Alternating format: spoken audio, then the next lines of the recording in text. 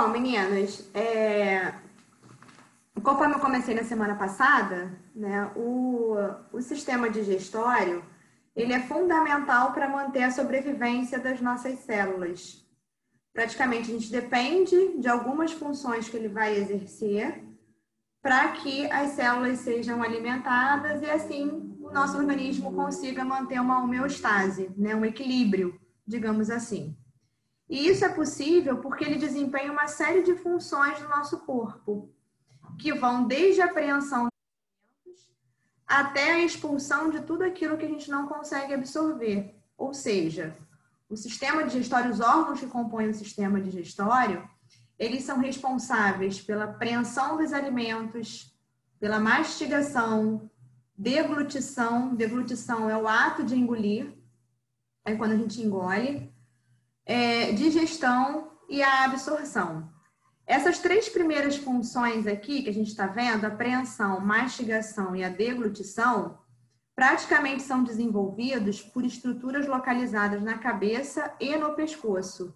Então, cavidade oral e faringe são as responsáveis por essas três primeiras funções, pela apreensão, mastigação e a deglutição dos alimentos. A digestão, a gente vai encontrar em algumas porções do nosso canal alimentar, que a gente vai ver que o canal alimentar é uma das subdivisões do trato digestório. Então, a gente encontra a digestão na cavidade oral, digestão no estômago, que é o principal, onde a gente vai encontrar a digestão química de alimentos considerados proteicos, a digestão de proteínas é exercida lá no estômago. E a gente também encontra a digestão no duodeno, que é a primeira porção do intestino delgado. Então, cavidade oral, estômago e duodeno, eles vão ser responsáveis pela digestão dos nossos alimentos. Enquanto que a absorção, a gente vai encontrar na porção final do intestino delgado. Jejum e ilho, que são as alças intestinais que a gente chama. Então, eles vão ser responsáveis pela absorção dos alimentos, ou seja, quando a menor fração dos alimentos é alcançada e quando essa menor fração alcança a corrente sanguínea, sempre quando falar em absorção é quando a gente tem a passagem dessas frações menores dos alimentos para a corrente sanguínea e assim ela vai ser encaminhada para as nossas células. Então, lá nos capilares sanguíneos, como a gente já viu, naquela extremidade arterial do capilar sanguíneo, vai acontecer a troca gasosa para alimentar as nossas... a troca de alimentos para poder alimentar as nossas células. Então, lá a nível dos capilares, no interstício, no espaço intersticial, que é o espaço que a gente vai encontrar entre as nossas células. E tudo aquilo que a gente não absorve, a gente vai acabar eliminando. Então, o intestino grosso, que é a última porção do canal alimentar, ele vai ser responsável pela absorção de água e vai ser responsável por moldar as fezes. Então, tudo aquilo que a gente não absorve, normalmente fibra, né, as fibras presentes nos alimentos, que é um tipo de carboidrato complexo, que a gente não consegue absorver, a gente ajuda na modulação dessa formação do bolo fecal e, consequentemente, na sua expulsão, de forma que não seja, né, com aquela questão dolorosa, quando o indivíduo é constipado ou então ingere pouco líquido, e aí tem uma dificuldade maior para formar aquele bolo fecal. Mas isso a gente fala mais para frente, tá? Então, essas são as funções básicas exercidas pelo sistema digestório. E como eu falei, assim como acontece no sistema respiratório, didaticamente, o sistema digestório ele é subdividido em duas porções. A gente vai encontrar o canal alimentar e as glândulas anexas. O canal alimentar, como o próprio nome diz, ele é o caminho, ele representa, é formado pelos órgãos que vão conduzir o alimento desde o momento em que ele é ingerido até o momento que ele é eliminado. Então, se vocês perceberem nessa imagem, o canal alimentar, ele é aberto nas duas extremidades. Na extremidade proximal, para receber o alimento de forma in natura, e na extremidade distal, né, onde ele vai se abrir lá no canal anal para eliminar, para expulsar tudo aquilo que a gente não conseguiu absorver aqui nessa meiuca, né, que é no jejum e no ilho. Tá? Então, quem faz parte desse canal alimentar? Então, o canal alimentar é o caminho que esse alimento vai percorrer, desde quando a gente come até quando a gente elimina. Então, quem faz parte dele? Então, a gente vai ter a cavidade oral, a faringe, que a gente viu na aula anterior, que é um órgão comum aos sistemas digestório e respiratório. Seguindo a faringe, a gente vai encontrar o esôfago, que vai conduzir o bolo alimentar até essa porção aqui, o estômago, onde efetivamente vai acontecer a digestão química desse bolo alimentar, né? A gente vai misturar com as secreções gástricas e vai formar o quimo, que vocês já devem ter ouvido falar. Seguindo ao estômago, a gente vai ter os intestinos, intestino delgado e intestino grosso, para terminar lá no reto e no canal anal. Então, esse é o canal alimentar. São os órgãos que vão conduzir esse alimento para as suas diferentes, para que ele seja utilizado das diferentes formas, para que ele seja digerido e absorvido. E a gente vai ter as glândulas anexas. O nome fala, glândula anexa. Ela vai ser anexa aos órgãos do canal alimentar, ou seja, vai ser anexa ao sistema digestório. Elas vão auxiliar no processo de digestão. Então, quem entra como glândula anexa? A gente vai encontrar as glândulas salivares, o fígado e o pâncreas, que é esse órgão que vocês estão vendo aqui por transparência, atrás do estômago. Então, essas são as três glândulas que a gente vai encontrar. As glândulas salivares, localizadas lá na cavidade oral, fundamental para a formação do bolo alimentar. Por quê? Porque quando a gente ingere o alimento, ele está na sua forma íntegra, forma in natura. E a partir do momento que ele entra em contato com a boca, ele é misturado com a secreção salivar. Até o cheiro mesmo do alimento estimula, às vezes, a produção de saliva. Não sei se vocês já perceberam isso, né? E conforme esse alimento ele se junta, se mistura com essa saliva durante o processo de mastigação, a gente vai formando aí, já vai acontecendo um primeiro processo químico, né? Que é a formação do bolo alimentar. Por que eu falo processo químico? Porque vocês já devem ter ouvido falar que a digestão começa na boca.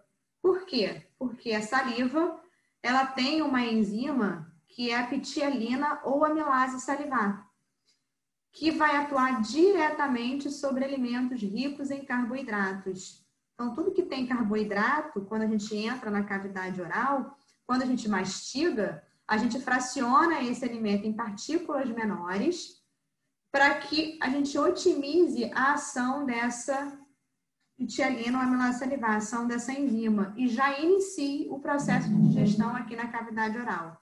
Processo esse que vai ser continuado lá no duodeno. Então, a digestão de carboidrato, ela tem início na boca e ela vai finalizar lá na primeira porção do intestino delgado, que é o duodeno. Então, para quem come rápido, o que eu recomendo? Que coma um pouco mais devagar, né? Mastigue bem o alimento. Não sei se vocês já viram uma vaca comendo, o boi. Ele mastiga, mas ele regurgita, né? Ele tem um processo de regurgitação, o trato digestório dele é um pouquinho diferente do nosso, mas ele mastiga muito bem aquele alimento. O alimento vai, depois o alimento volta. Claro que o nosso não vai voltar, né? Mas o que eu quero falar para vocês é que a gente deve mastigar muito bem. Para quê? Para que a gente já inicie esse processo de digestão de forma otimizada na cavidade oral. Então, esse lance de engolir alimento, né? Estou com pressa porque eu vou ter aula daqui a meia hora, tem que engolir o alimento. Em 10 minutos comeu. A digestão vai ser feita de forma satisfatória? Não. O ideal é a gente mastigar de 13 a 15 vezes o alimento para que a gente otimize a ação dessa pitialina aqui na cavidade oral. Então, mastigar, comer com bastante tranquilidade. Vocês nunca corram para se alimentar, né? O horário da refeição, das refeições, quando a gente faz, é um horário sagrado. Então, o ideal é a gente sempre destinar uma parte do nosso dia, né, do café da manhã, uma parte do almoço específico para a gente poder se alimentar e assim a gente conseguir, né, controlar esse processo da digestão e até gerar saciedade. Quando a gente desvirtua a nossa atenção, ao invés de ter atenção só no processo de alimentação e a gente come vendo uma televisão, come vendo um tablet, né? Quem é mãe coloca um celular do lado do filho para ele não ficar enchendo o saco, é completamente errado, porque ele não consegue assimilar. Primeiro que criança já não assimila direito, a criança vai por imitação. Então, o que ela ver os pais comendo, ela vai comer também. Isso é a partir do primeiro ano de vida, né? Quando ele senta à mesa para comer junto com os pais. Então, o ideal é a gente não desvirtuar a atenção quando se alimenta, para que a gente coma, o organismo interprete, a gente consiga também sintetizar alguns outros hormônios que estão vinculados com a saciedade. E a gente consiga se saciar, porque senão a gente vai comer e vai ter aquela impressão, aquela sensação, poxa, está faltando alguma coisa, eu preciso comer mais alguma coisa. E aí a pessoa não para de comer, isso vira uma compulsão. Então, comer devagar e ter atenção, não desvirtuar para nenhum outro caminho, a não ser se concentrar no que está fazendo, se concentrar no que está comendo. Tá? Então, a gente vai ter aqui a formação desse bolo alimentar graças à ação das glândulas salivares que vão sintetizar aí a ptialina ou amilase salivar. A outra glândula anexa, também muito importante do sistema digestório, é o fígado. Hoje a gente, infelizmente, não vai conseguir destrinchar aí algumas porções do fígado. Mas mais para frente, né, quando a gente tiver efetivamente as nossas aulas, aí a gente vai ter como atividade, né, o estudo mais aprofundado dessa glândula anexa, que é responsável pela produção da bile, que vocês já devem ter ouvido falar. A bile é muito importante no processo de emulsificação de gordura. Ela vai atuar sobre a digestão de lipídio. Então, a bile é produzida pelo fígado e vai ser armazenada na vesícula biliar, que a gente consegue visualizar na face diafragmática, na face visceral dessa glândula, que não está dando para a gente ver aqui. Tá? Mas a vesícula biliar, ela armazena a bile que é produzida pelo fígado. Para quê? Quando chega algum alimento rico em gordura lá na primeira porção do intestino delgado, essa bile seja lançada e aí a gente consiga fracionar, né, digerir esse alimento rico em gordura. Obviamente vocês vão ver isso aqui mais destrinchadozinho, né, mais especificado, em fisiologia, né, com certeza. Aqui a gente está vendo só a anatomia, mas aí eu puxo um pouquinho só para a gente entender melhor como é que isso vai funcionar, porque isso ajuda na memorização, até da localização da glândula, tá?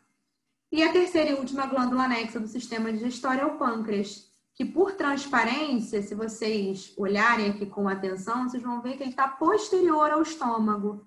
O pâncreas é uma glândula mista. Vocês já devem ter visto isso lá no ensino médio. Por que ele é uma glândula mista? Porque ele é responsável pela produção de secreções digestórias, né? Ele produz aí algumas amilases, lipases pancreáticas que vão atuar tanto sobre alimentos ricos em carboidratos que tiveram o início da digestão lá em cima na boca e vão lá no duodeno, graças a essas secreções digestivas do pâncreas, as amilases pancreáticas. E ele também produz a lipase pancreática, né, atuando também sobre alimentos ricos em lipídios. Então, os ácidos pancreáticos, eles são responsáveis pela produção dessas enzimas que vão atuar diretamente sobre os carboidratos e lipídios no duodeno, primeira porção do intestino delgado. E ele também, o pâncreas, além dessa produção, ele sintetiza 2 hormônios muito importantes para a regulação do metabolismo glicídico, né? Ele secreta a insulina e o glucagon, que a insulina é um hormônio hipoglicemiante, né? Ajuda a lançar glicose para dentro das células, enquanto que o glucagon é um hormônio hiperglicemiante que tira a glicose das células no momento aí que as células precisam de glicose para poder exercer o seu metabolismo. Então, por isso ele é uma glândula mista, porque ele produz hormônios e secreções digestivas. Tá? Os hormônios lançados no sangue e essas secreções digestivas lançadas lá no duodeno, que é a primeira porção do delgado. Beleza? Então, o que a gente vai fazer agora? Eu vou falar um pouquinho do que a gente vê em cada uma dessas porções e mostrar a localização de cada uma delas. Eu não vou falar de vascularização. Por quê? A gente não viu nada de vaso. Né? Então, não adianta ficar falando para vocês aqui de artéria de veia se vocês não sabem a fonte principal, que eu ainda não falei. Então, quando nós vermos irrigação e drenagem das artérias e veias do nosso corpo, eu volto para falar também sobre a irrigação desses órgãos aqui, muito importantes no sistema digestório. Então, primeiramente, começando a falar lá da cavidade oral, né, quando a gente entra na cavidade oral, o que a gente vai encontrar? O que a gente sente na cavidade? A gente encontra o quê? A gente encontra a língua, a gente encontra os dentes, a gente encontra o céu da boca, que é o palato. A gente vai encontrar glândulas salivares, que eu falei para vocês que essas glândulas salivares lançam as suas secreções na cavidade oral. E a gente encontra também a amígdala, né, dentro da cavidade oral, que daqui a pouquinho eu vou falar dela. Na verdade, a amígdala é o nome vulgar, elas são chamadas de tonsilas palatinas. Daqui a pouco eu falo dela. Né? Mas o que eu quero falar para vocês sobre cavidade oral? Quando a gente chega na boca, nessa cavidade oral, assim como acontece com as cavidades nasais, elas apresentam limites. Mesma coisa, mesmo raciocínio. Então, ela tem um limite anterior, ela tem um limite posterior, ela tem um teto, ela tem um assoalho, ela tem uma base. Né? Então, sempre acontece isso com qualquer estrutura que a gente vai estudar em anatomia. Então, o limite anterior da cavidade oral são os lábios. Né? Praticamente são eles que vão limitar anteriormente essa cavidade, ou seja, são eles que vão comunicar a cavidade oral com o meio externo. Então, tanto o lábio superior quanto o lábio inferior. O limite posterior da cavidade oral, lá atrás, ele vai se comunicar, né, com a faringe. Eu não sei se vocês lembram, eu destrinchei para vocês a faringe em 3 porções: naso, oro e laringofaringe. Sendo a orofaringe a porção intermediária localizada posteriormente à cavidade oral. Então, o limite posterior é a orofaringe. O teto da minha cavidade oral, né, que a gente chama vulgarmente de céu da boca, que não é assim que a gente vai falar mais a partir de hoje, esse limite superior, que corresponde ao teto da minha cavidade oral, e a base da minha cavidade nasal, é formado pelo palato. Anteriormente, esse palato é duro, é ósseo, formado por osso, né, onde a gente vai ter aí os ossos palatinos e a lâmina horizontal do osso palatino, ele é duro, ele é ósseo. E, posteriormente, esse palato é mole, ou seja, ele é muscular. Então, lá para trás, né, formando o teto ainda da cavidade oral, mas muito lá no limite posterior, a gente vai encontrar o palato mole, que emite 3 projeções.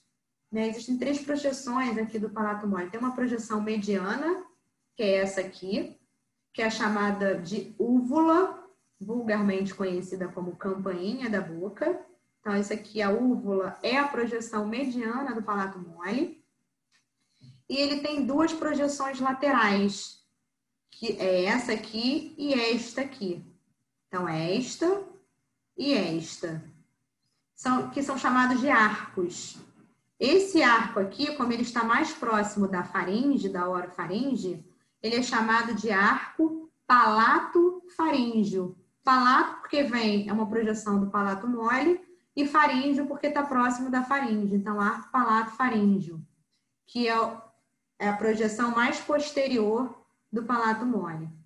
E o outro arco, que é um pouco mais anterior, que está próximo da língua, não está nomeado aqui, mas está do outro lado, ó, esse arco aqui, é chamado de arco palato-glosso. Palato, porque é a projeção lateral do palato mole, e glosso, porque ele está próximo da língua, ele é mais anterior. Então, é o arco mais anterior em contato com a língua, próximo da língua. Então, arco palato-glosso. E entre esses 2 arcos, o arco palato-faringe e o arco palato-glosso, a gente encontra uma fossa, que é a chamada fossa tonsilar, que vai abrigar as tonsilas palatinas, que são essas aqui, que são as vulgarmente chamadas de amígdalas, né? Então, as tonsilas palatinas, elas ficam localizadas, né, na fossa tonsilar, que é formada, uma fossa formada a partir, né, dos arcos palato-glosso e palato. A gente encontra lá a fossa tonsilar e aqui essas tonsilas palatinas. Quando o indivíduo faz cirurgias, né, de tonsilectomia, lembrando que isso daqui é um linfóide, né? Então, eles são vinculados aí ao sistema imune, mas tem indivíduos que inflamam, né, essas tonsilas com muita frequência.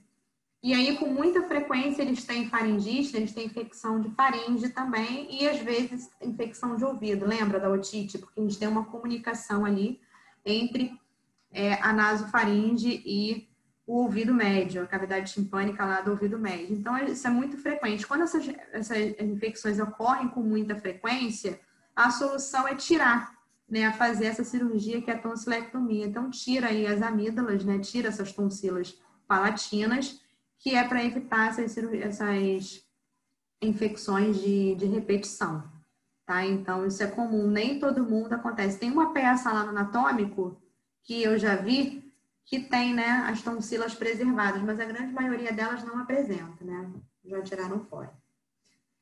Bom, e essa cavidade oral, isso tudo que eu falei para vocês está localizado na cavidade oral propriamente dita, que é o espaço limitado pelas duas arcadas dentárias, a arcada dentária superior e inferior. Por quê? Porque a cavidade oral é subdividida em duas porções.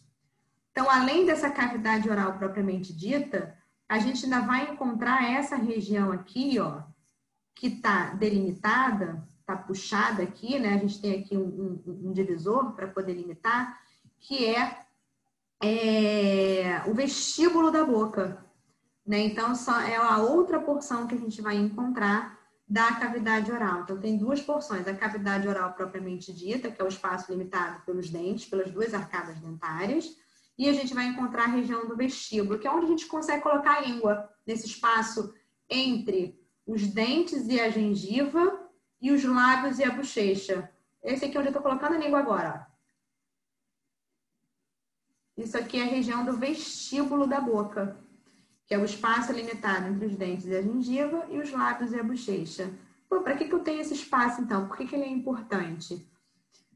Nesse vestíbulo da boca, um dos pares de glândulas salivares, que são as glândulas parótidas, elas lançam o seu produto de secreção aqui na cavidade oral propriamente dita.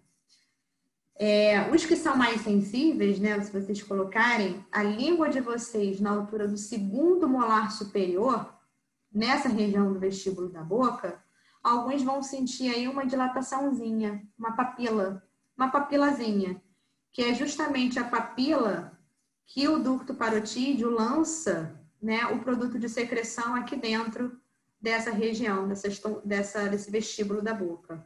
Quando a gente vai ao dentista, não sei se vocês já perceberam que eles têm alguns pontos estratégicos para colocar algodão quando ele vai fazer qualquer procedimento na nossa cavidade oral.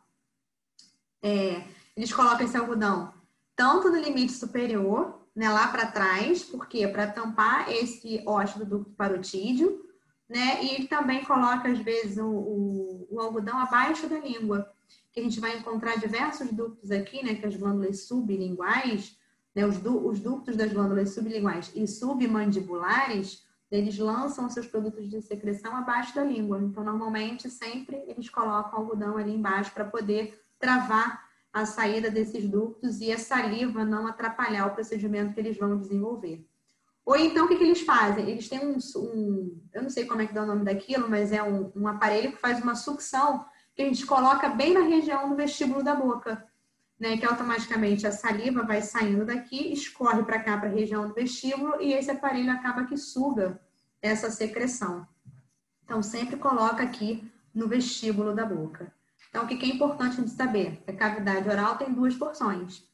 O vestíbulo da boca e a cavidade oral propriamente dita. Tá? Dentro dessa cavidade oral propriamente dita, eu chamei a atenção para algumas porções, alguns limites, a gente vai encontrar a língua. É um órgão extremamente importante. A língua é um órgão muscular, é músculo, né, bem longo, e que exerce inúmeras funções aí no sistema digestório. Eu vi que alguém deve estar com dúvida.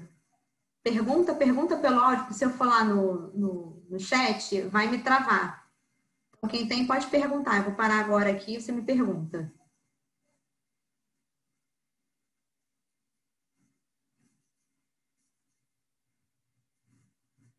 Não? Porque se eu for lá no chat, vai travar aqui, eu tenho que sair da apresentação e voltar de novo.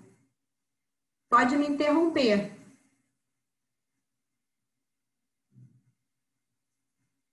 Posso continuar, então?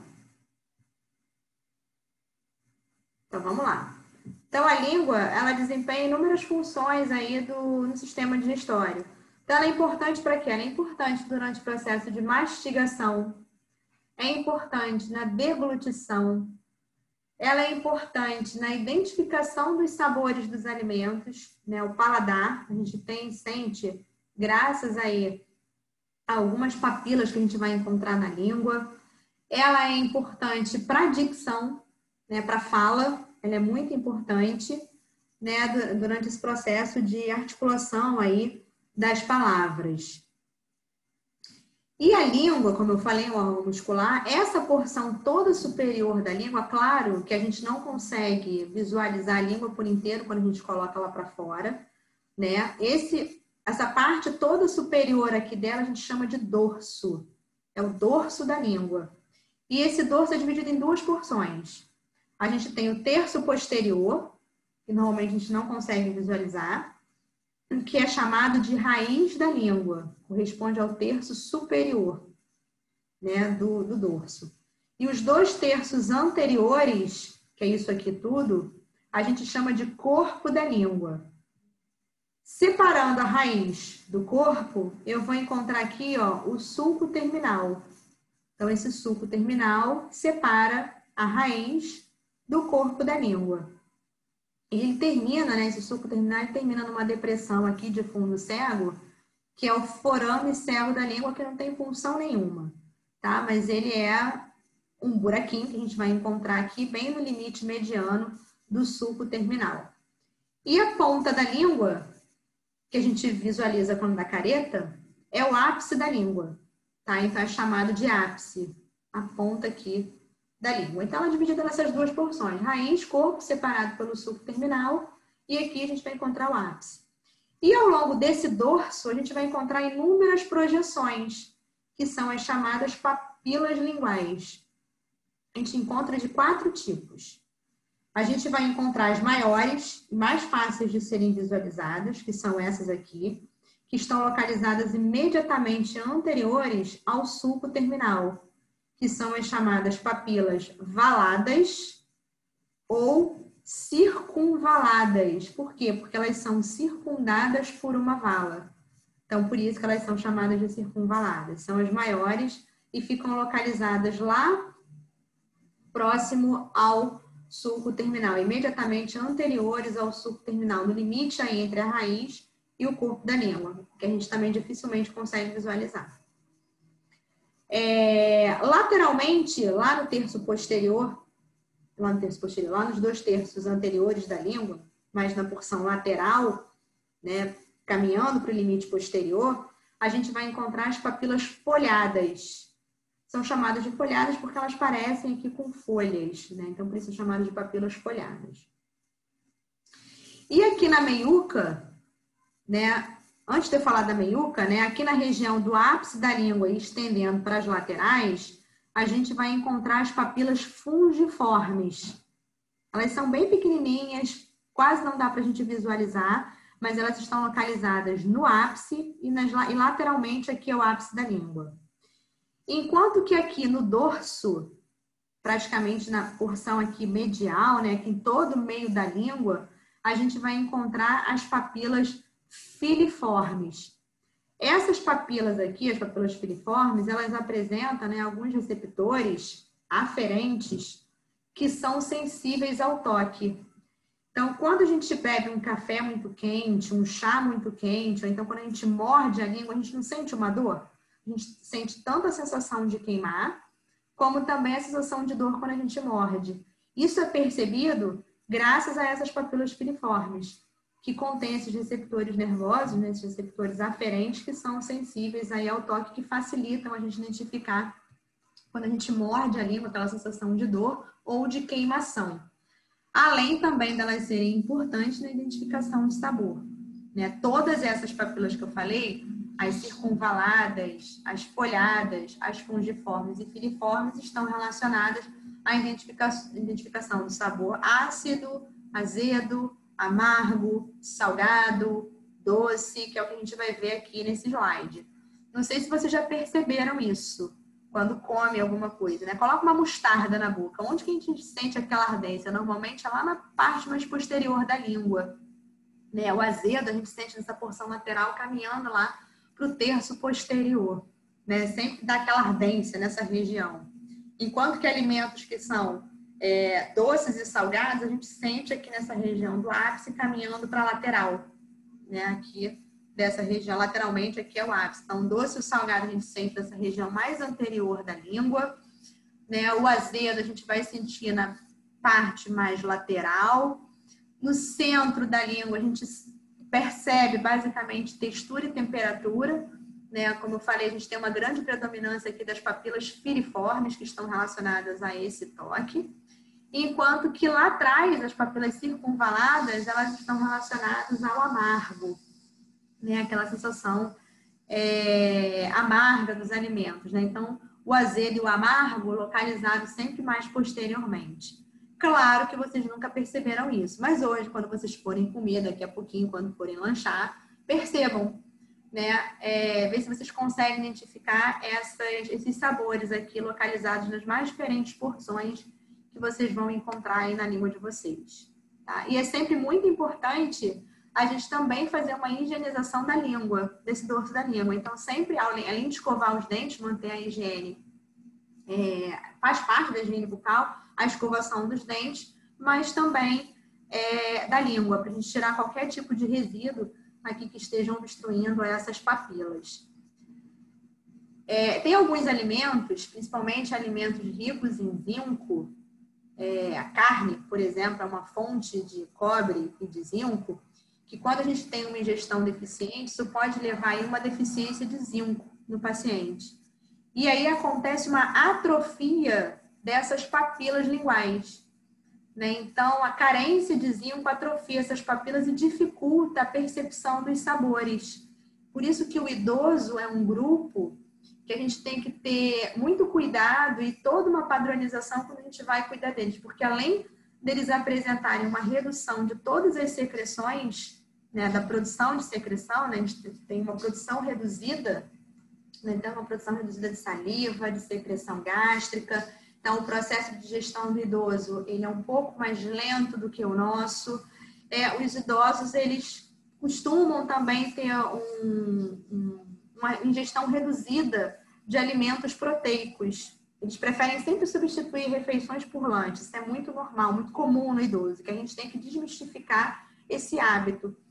E aí, com a carência, né, principalmente de carnes, carne branca ou carne vermelha, leva à deficiência de zinco, que é a atrofia das papilas, e com isso dificulta a identificação dos sabores dos alimentos por parte do idoso, né? Então, é um ponto que a gente tem que chamar a atenção para esse fato, né? Que eles podem rejeitar a comida porque eles não estão sentindo gosto.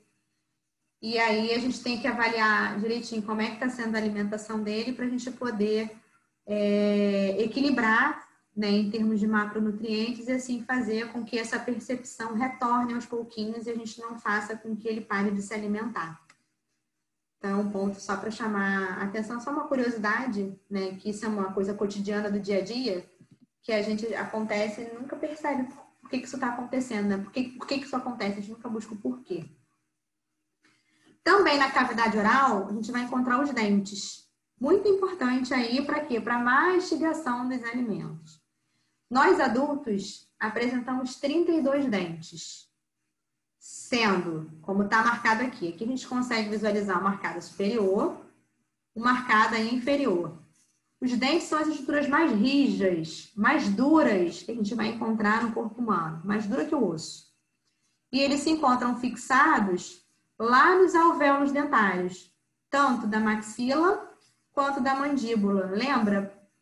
Pelo ligamento periodontal, que é um tipo de articulação. Vocês vão lembrar que eu falei lá na aula de articulações, né? A articulação dento-alveolar, a gonfose, né? Um tipo de articulação que vai fixar o dente aqui no alvéolo dentário da maxila ou da mandíbula. E a gente tem 32 dentes, o adulto, sendo 8 incisivos, 4 caninos, né? Só para vocês verem um e outro aqui. 8 incisivos, 4 caninos, 8 pré-molares, que estão identificados aqui, e 12 molares. Terceiro molar é conhecido como siso. Vocês ouvem aí falar, né? Então, terceiro molar. Então, a gente tem 12 molares. Então, 8 incisivos, 4 caninos, 8 pré-molares e 12 molares.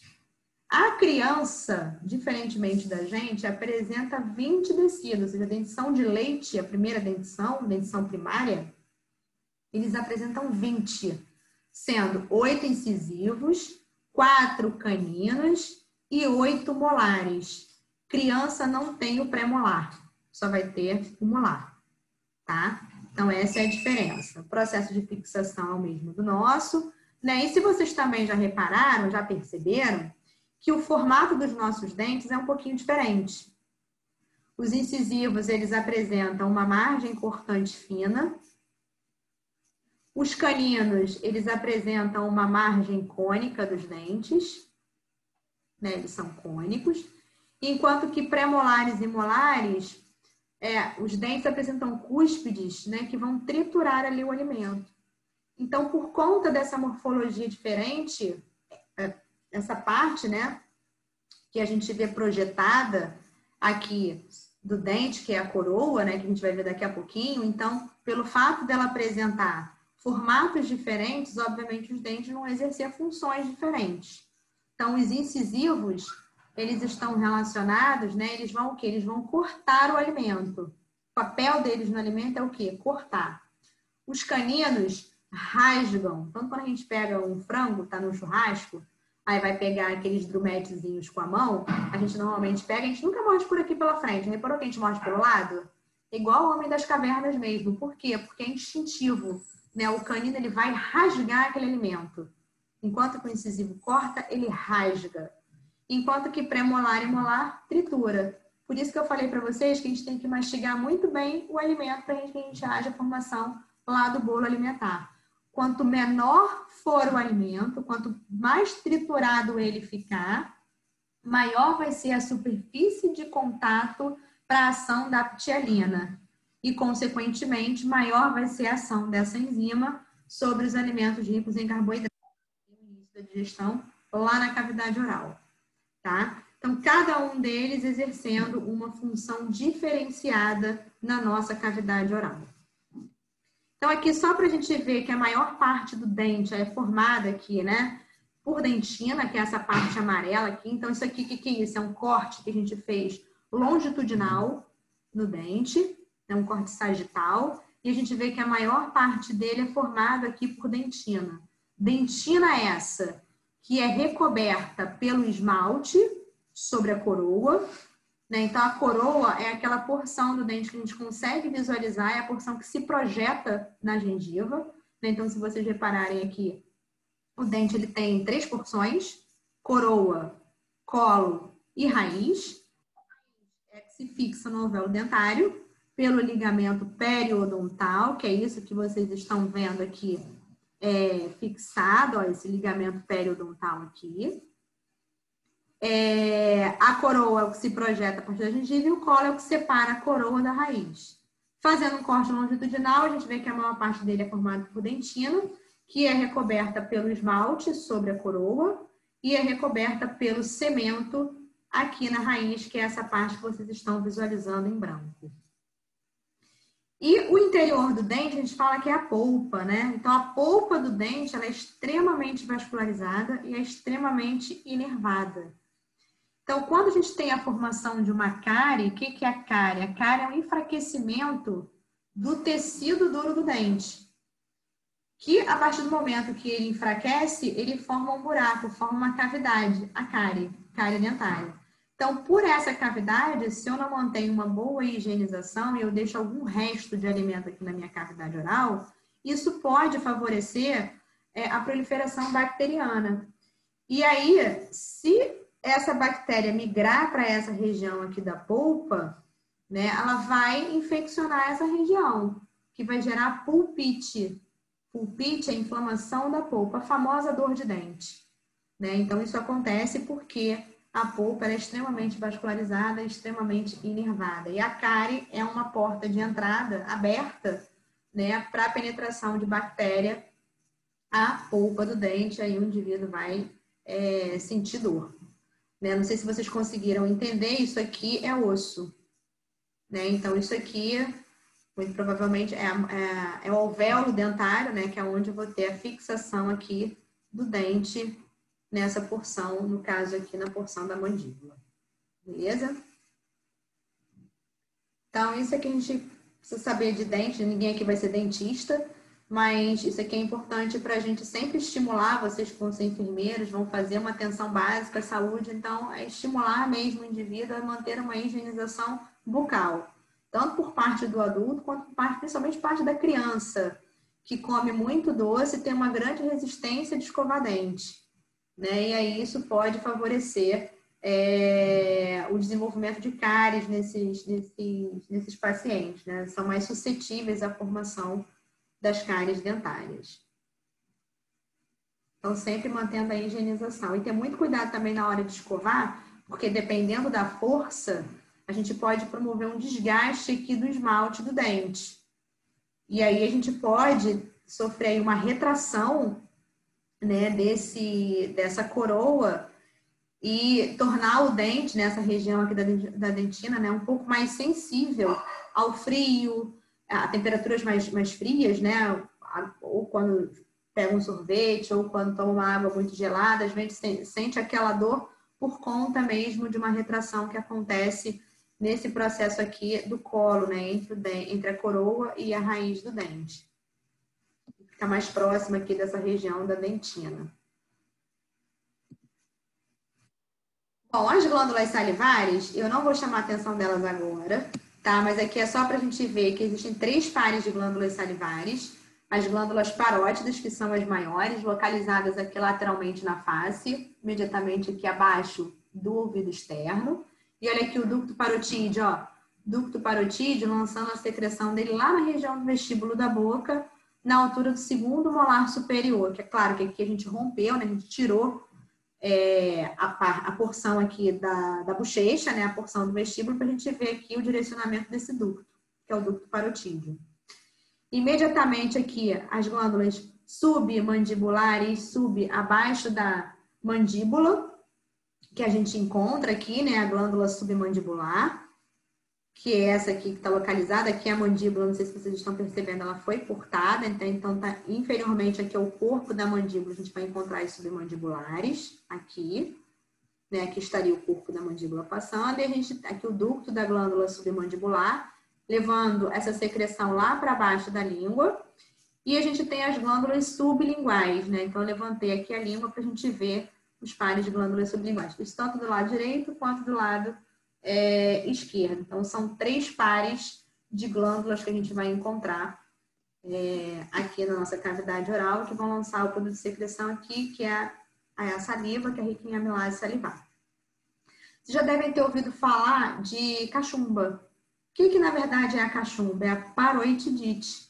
É a inflamação da glândula parótida. Quem já teve cachumba sabe que na hora de mastigar, dói muito essa região aqui, né? O indivíduo fica com essa região mais aumentada, né? Fica edemaciada e você tem muita dificuldade para poder deglutir, porque a gente tem uma inflamação aqui da glândula parótida. Então, a cachumba nada mais é que a paroitidite, inflamação da glândula parótida. A faringe eu não vou falar de novo, que a gente já viu, né? Só para a gente mostrar aqui, ó, tem início na base do crânio, vai até mais ou menos a 7ª vértebra cervical, as 3 porções, nasofaringe, orofaringe e laringofaringe. Aqui um corte longitudinal e aqui do lado a gente tem uma visão posterior, né? E a gente consegue visualizar os limites. Aqui, o limite posterior da minha cavidade oral, que está conectado diretamente com a parte oral da faringe, ou também chamada de orofaringe.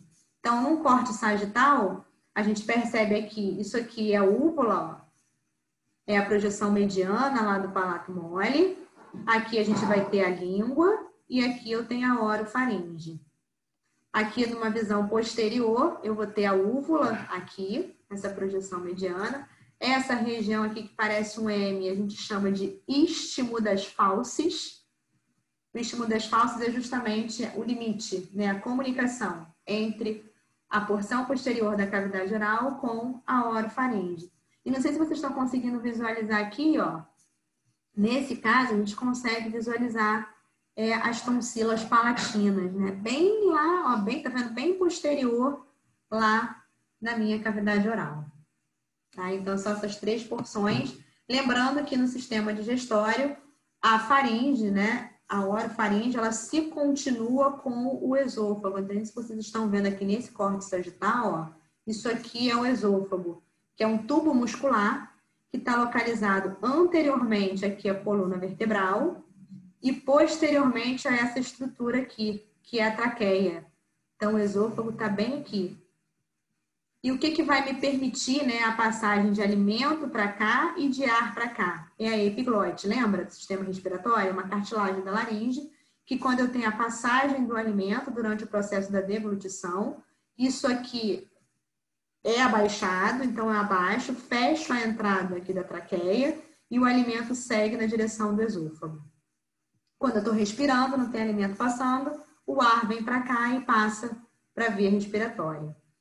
Numa visão posterior, isso aqui que vocês estão vendo, ó, isso aqui é a epiglote. Então, eu engoli, a epiglote vai baixar, vai fechar essa entrada e o alimento segue aqui na direção do esôfago. A faringe, né, como eu disse no primeiro slide, falando das funções do sistema digestório, ela é muito importante durante o processo da deglutição. Então, a faringe, ela está vinculada aí nesse processo que é o ato de engolir o alimento. Né? Então, a deglutição ela tem 3 fases, só para vocês saberem, né? Ela tem uma primeira fase que é voluntária, que vai acontecer dentro da cavidade oral propriamente dita. Ela tem uma segunda fase que é involuntária e uma terceira fase que também é involuntária. Bom, a primeira fase, se é voluntária, eu consigo controlar. Né? Ou seja, quando eu recebo o alimento, misturo o alimento com a saliva e formo esse bolo alimentar, eu consigo conectar ali, eu consigo saber que eu estou com o alimento na minha boca. E quando a língua empurra esse bolo alimentar para a porção posterior da minha cavidade oral, até esse momento é a primeira fase da minha deglutição, que é a fase voluntária. A partir do momento que o bolo alimentar alcança já lá a orofaringe, né, aí a fase já começa a ficar involuntária. Então, a segunda e terceira fase involuntária. Então, quando o bolo alimentar ele é encaminhado para a parte posterior da cavidade oral, olha o que acontece com o palato mole. O palato mole ele se eleva, enquanto que a faringe, a orofaringe, ela se alarga e ela sobe. Né? Então, ela tem um alargamento e ela tem uma elevação para poder receber esse bolo alimentar. E aí ele passa dessa função. Isso aqui é a segunda fase da minha deglutição, quando eu tenho a elevação do palato mole e o alargamento da orofaringe. Então, o bolo alimentar passou, olha aqui o que ele vai fazer com a epiglote, ó. Ele vai pesar a epiglote, vai fechar a epiglote e ele vai seguir na direção do esôfago. Terceira fase da deglutição. Então, quando eu tenho aqui o fechamento do hábito da laringe pela epiglote e a passagem do bolo alimentar diretamente lá na direção do esôfago. As 3 fases da deglutição, voluntária e involuntárias. Tá? Então, aqui a gente consegue visualizar isso. Ó. A primeira fase voluntária, até o momento que eu empurro esse bolo alimentar para a parte posterior da cavidade oral. Quando chega lá atrás, ele eleva o palato mole, alarga a faringe, eu recebo esse bolo alimentar. E a partir do momento que o bolo alimentar fecha o hábito da laringe e segue na direção do esôfago, isso tudo por movimentos peristálticos. Né? Eu lembro para vocês que a faringe e o esôfago, eles têm um revestimento interno de músculo liso, musculatura lisa, que é uma musculatura que vai fazer com que hajam movimentos involuntários, movimentos peristálticos que vão conduzir esse bolo alimentar na direção do estômago. Tá? Então, a faringe é fundamental aí para o processo da deglutição. Então, o esôfago, como a gente mostrou naquela imagem no córtex sagital, é esse tubo muscular aqui, né, que tá. Essa aqui é uma visão anterior que a gente está tendo do tórax. Tá? Então, uma visão anterior. O esôfago é um tubo extremamente longo, tem 3 porções o esôfago. Vamos voltar lá na imagem. Né? Então, falei para vocês que isso aqui é o esôfago. Então, o esôfago, eu disse que ele é contínuo com quem? Com a laringofaringe. Então, eu tenho uma porção, a laringofaringe, ou porção laríngea da faringe, é encontra posteriormente à laringe, certo? Então, a posterior à laringe, ela está localizada onde? No pescoço. Então, o esôfago, ele tem uma porção cervical, que é bem pequenininha, que é essa porção que está conectada direto com a laringofaringe.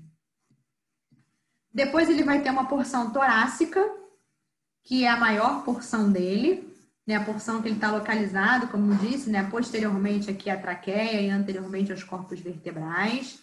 Então tem essa porção torácica que vai vindo, vai vindo, vai vindo. Aqui vocês estão vendo é o diafragma, que é aquele músculo respiratório. Então, quando o esôfago ultrapassa o diafragma, ele já sai do tórax. E aí ele cai direto no abdômen. Então, ele também tem uma porção abdominal. Então, é um tubo muscular, um tubo longo que tem 3 porções, uma porção cervical, pescoço, uma porção torácica, que é a maior parte dela, e tem uma porção abdominal. E a partir do momento que ele ultrapassa esse diafragma, esofágico do diafragma, ele vai desembocar diretamente no estômago, a partir da junção esôfago-gástrica, também chamada de cárdia. Tá? Então, ele praticamente é um tubo de condução, ele vai conduzir o bolo alimentar na direção do estômago, que é o grande reservatório que a gente vai ter lá, reservatório e misturador de alimentos, né? Então, aqui a gente visualiza novamente o esôfago. Aqui eu tirei a coluna vertebral, a gente tirou tá vendo só uma pequena porção dela, né? Mas pra gente ver aqui, ó, a porção todinha desse tubo que vai desembocar, né? Então, ultrapassa aqui o diafragma e vai parar, desembocar, vai se juntar aqui ao estômago na junção esôfago-gástrica ou cárdia. Tá? Aqui. Uma normalidade muito comum, também uma curiosidade, que às vezes acontece no esôfago, barulho? No esôfago, é a atresia de esôfago. A atresia é má formação. Sempre quando vocês ouvirem falar esse nome, atresia significa má formação. Então, algumas crianças, alguns bebês, nascem com uma má formação de esôfago. E por conta dessa má formação, podem ocorrer fístulas. Né? Fístula é uma comunicação anormal entre 2 estruturas. Tá? Então, sempre quando eu tenho 2 estruturas que não são para estarem conectadas e se juntam, isso é uma fístula. Então, imagina uma fístula tráqueo-esofágica. Vocês viram que o esôfago tem uma relação muito íntima com a traqueia, que é um órgão aerífero, né? Essencialmente, conduz essencialmente ar. Então, se eu tenho uma fístula tráqueo-esofágica, significa que alimentos sólidos passam diretamente para a minha via respiratória. Isso pode levar a pneumonia e morte do recém-nascido.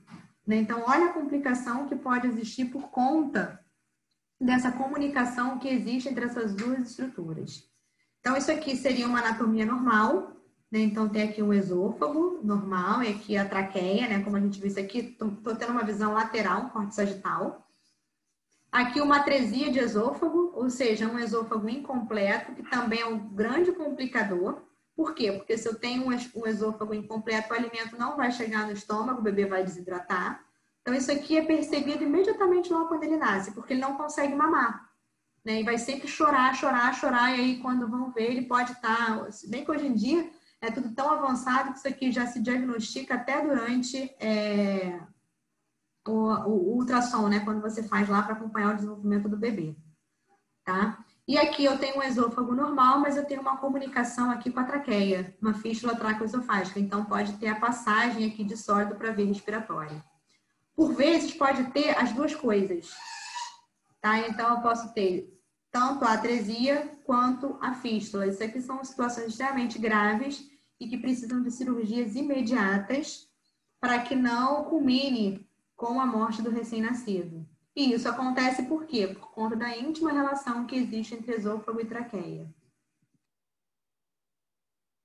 Bom, a gente voltando para essa imagem que a gente viu lá no início, né? Então, a gente tem aqui o esôfago, um desenho bem esquemático, né? Como eu falei, isso aqui é o diafragma. Então, a partir do momento que ele ultrapassa esse diafragma, ele vai se conectar direto ao estômago. Então, o estômago, ele está logo na frente, né? É um órgão que tem o formato de uma letra J, né? Ele está localizado mais para a esquerda da cavidade abdominal, né? Para o lado esquerdo da cavidade abdominal. E ele tem aqui, né? Ele se conecta com a parede abdominal anterior por meio do aumento maior, que a gente não está visualizando aqui, mas isso aqui é o aumento, ó. Isso aqui é o aumento maior, que aqui foi tirado. O que é o aumento? Isso eu vou falar para vocês numa aula só de peritônio, que eu vou dar quando a gente começar as atividades oficiais. Mas o que eu quero que vocês saibam agora é que toda a cavidade abdominopélvica, toda a parede abdominopélvica, ou seja, tanto o abdômen quanto a pelve, eles apresentam um revestimento interno dessa parede, que é o peritônio. Então, o peritônio ele vai revestir internamente tanto o abdômen quanto a pelve. Esse peritônio ele tem lâminas, né? Ele tem uma porção visceral, uma porção parietal, e a partir do momento que acontece o desenvolvimento do ser humano, né, lá na embriologia, quando os órgãos começam a se desenvolver lá no abdômen, principalmente os órgãos digestórios, né, relacionados ao sistema digestório, eles começam a empurrar esse peritônio ou então a se desenvolver sendo completamente revestidos por ele. Imaginem vocês, para ficar mais fácil, imagina uma bola de encher, uma bexiga. Né? Então tá lá a bexiga cheia, imagina uma bexiga cheia, uma bola de aniversário. E aí você com a mão começa a empurrar essa bola, né? Que são os órgãos intraperitoneais, os órgãos aqui do abdômen, né? Se desenvolvendo durante a embriologia, durante a embriogênese. A partir do momento que ele vai empurrando essa lâmina, que está revestindo internamente tanto o abdômen como a pelve, alguns desses órgãos eles podem ficar completamente revestidos pelo peritônio, né? Então, posso ter uma bola aqui envolvendo um determinado órgão, por isso que eu falei que tem lâmina visceral e tem lâmina parietal. Ou então, eles podem se desenvolver atrás desse peritônio, então eles só vão empurrar o peritônio e vão estar por trás, são órgãos retroperitoneais. Ou podem se localizar abaixo desse peritônio, subperitoneais. Então, posso estar atrás, retro, pode estar dentro do peritônio, ou então pode estar abaixo, né, desse revestimento interno da parede. E aí, alguns órgãos, para se conectar com a parede anterior e a parede posterior do abdômen, esse peritônio emite algumas projeções, né? Então, o aumento é uma projeção desse peritônio. Assim como o fígado também apresenta vários ligamentos, que são projeções desse peritônio. Ligamento, aumento, meso, são projeções do peritônio. A gente vai encontrar. Sei que está difícil, não é para vocês entenderem isso agora, eu vou explicar isso com calma depois, mas só para vocês saberem que todos os órgãos localizados no abdômen e da pelve, eles podem ser intraperitoneais, retroperitoneais ou subperitoneais, por conta desse revestimento, tá? E esse aumento maior é o que fixa o estômago à parede abdominal anterior. Assim como a bolsa omental, né, ele vai estar localizado posteriormente ao estômago e vai fixá-lo aqui a essa parede abdominal posterior. Mas a gente vai ver depois. Tá? Então, o estômago, ele é fixado à parede abdominal anterior pelo aumento maior. Ele está localizado aqui à esquerda do fígado, na cavidade no abdômen, né? À esquerda do fígado no abdômen, né? Mais especificamente aqui à esquerda do lobo esquerdo aqui do fígado, né? E ele se conecta aqui ao pâncreas, né? Como eu falei, o pâncreas está localizado posteriormente ao estômago, ele se conecta aqui pela bolsa mental, que é uma outra projeção que a gente vai encontrar do peritônio, tá? Ele tem duas aberturas. Ele tem uma abertura mais proximal e tem uma abertura aqui mais distal. Ó. A abertura proximal a gente chama de cárdia, que corresponde a quê? A junção esôfago-gástrica. Né? Então, o cárdia é o que vai controlar aqui a passagem do bolo alimentar para o estômago, que é onde efetivamente vai acontecer a digestão química. Esse bolo alimentar vai ser misturado às secreções gástricas. E essa abertura mais distal é o piloro, que, na verdade, o piloro ele é uma condensação da musculatura circular e longitudinal do estômago. Então, a gente vai encontrar uma condensação aqui dessa musculatura que faz com que esse piloro fique constantemente contraído. O piloro não fica aberto, ele fica sempre fechado. E é esse fechamento do piloro que faz com que o quimo não saia todo de uma vez para o duodeno, ele vai saindo aos poucos. Por isso que o processo de digestão, a gente fala que leva em torno aí de 3 horas e meia para acontecer, né? Porque esse quimo ele vai sendo liberado aos pouquinhos para o duodeno. A liberação não acontece de forma imediata, é uma liberação bem devagar, né? Bem lenta. Né? Então, até o quimo ele é formado a partir da mistura do bolo alimentar com as secreções gástricas, com ácido gástrico, ácido clorídrico, quando se mistura aqui. E ele está localizado imediatamente também aqui abaixo do diafragma, junto com o fígado, mais para o lado esquerdo do abdômen. Ele tem, em sua anatomia externa, 4 porções e 2 curvaturas. Então, quais são as porções do estômago? Então, ele tem o cárdia, que é a primeira porção, a junção do esôfago com ele. A gente vai encontrar o fundo do estômago, que é essa porção mais superior, uma porção dilatada, que está em contato direto com a cúpula do diafragma. Né? Então, o fundo do estômago está em contato direto lá com o diafragma. Depois a gente vai ter o corpo do estômago, que praticamente é quase toda a porção dele, é uma grande porção do corpo do estômago, que é onde a gente vai encontrar as células parietais, responsáveis aí pela produção de ácido clorídrico, de secreções gástricas que vão ser misturadas ao bolo alimentar.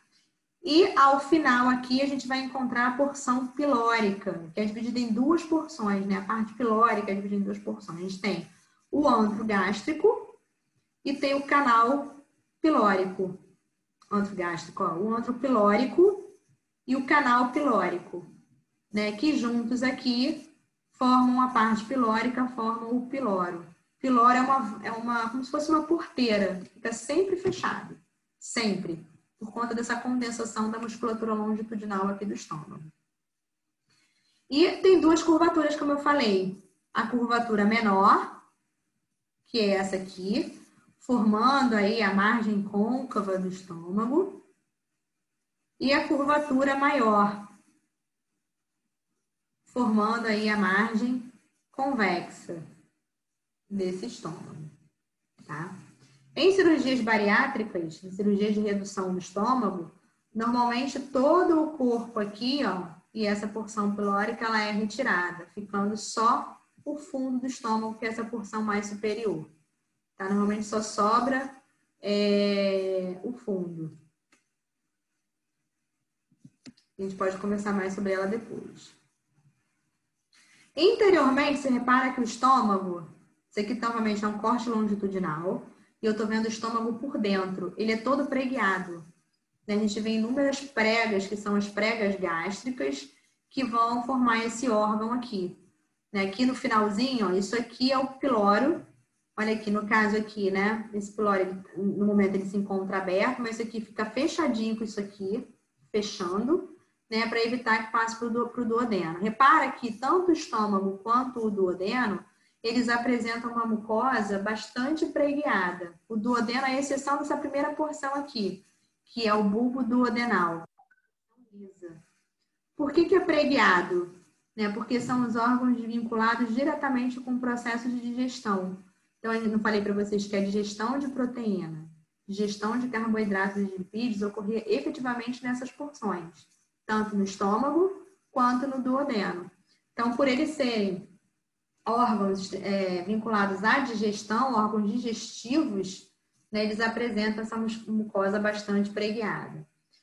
Quando a gente passa por um jejum muito prolongado, né, moradores de rua, por exemplo, ficam dias sem se alimentar, ou então se o paciente está com um catéter nasoentérico que não está usando o estômago por um tempo, se vocês fizerem uma endoscopia, vocês vão ver por vídeo que o estômago ele fica com uma mucosa extremamente lisa, né? Fica igualzinho o bulbo duodenal, vai ficar lisinho. Por quê? Porque ele não está sendo usado para o processo de digestão.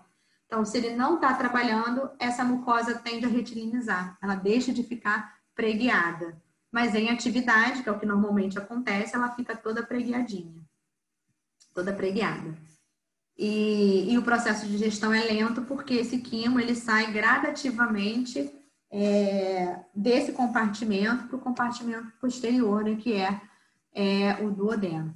Então, essa história que a gente sempre ouviu falar, né, desde pequeno, que comeu, você almoçou, você jantou, não pode ir para a piscina, hein? Porque vai morrer, que não sei o que, não sei o que lá. Tanta coisa que coloca na nossa cabeça, né? Isso tem a ver, tudo é crendice, né? Não tem nada a ver. Na verdade, o que se recomenda, o que deveria acontecer, né, para a gente otimizar esse processo da digestão, era ficar pelo menos uns 30 minutos, 40 minutos sem realizar atividade nenhuma. Ficar parado, fazer aquela cesta, né, de depois do almoço. A gente deveria ter sempre uma caminha na faculdade ou no trabalho, para a gente ficar deitado pelo menos por uns 40 minutos, para a gente poder otimizar esse processo de digestão e fazer com que a vascularização seja totalmente desviada para esses órgãos responsáveis pela digestão. E aí a gente consiga efetivar essa digestão de uma forma mais eficiente. Na verdade, é só por isso, a gente não fazer nenhum tipo de exercício, que é para evitar com que o sangue que flua para os músculos dos membros inferiores, por exemplo, os membros superiores, se a gente fizer alguma atividade, né, ele se desvie diretamente para órgãos digestivos, como o estômago e para o duodeno. Era para a nossa vascularização ser desviada totalmente para aí. E aí a gente ficar descansado em casa. Então, é certo tirar um soninho depois do almoço? É certo, mas nem sempre dá para fazer isso, né? Na verdade, eu não tiro porque é hora perdida da vida. Né? Para que eu vou dormir? Não posso dormir, gente. Vou dormir só na hora que tem que dormir. Porque do resto, estou perdendo tempo. Tempo é uma coisa que a gente não pode perder. Né? Isso é perda de vida. Né? Mas, enfim, então, isso é só para a gente ver aí a mucosa. A gente tem estômago, dependendo do biotipo do indivíduo. Né? A gente pode ter estômago de várias formas, vários formatos. Né? Isso aqui é um estômago do indivíduo normolíneo, padrão da população brasileira, né? Um indivíduo lá com 1,65 m, né? Um indivíduo padrão. A gente tem aqui o estômago, uma letra J, como eu falei, aberto na extremidade proximal. E aqui de estar até tá meio fechadinho, né? Para mostrar que o piloro está sempre fechado. Né? A gente tem essa constricção aqui.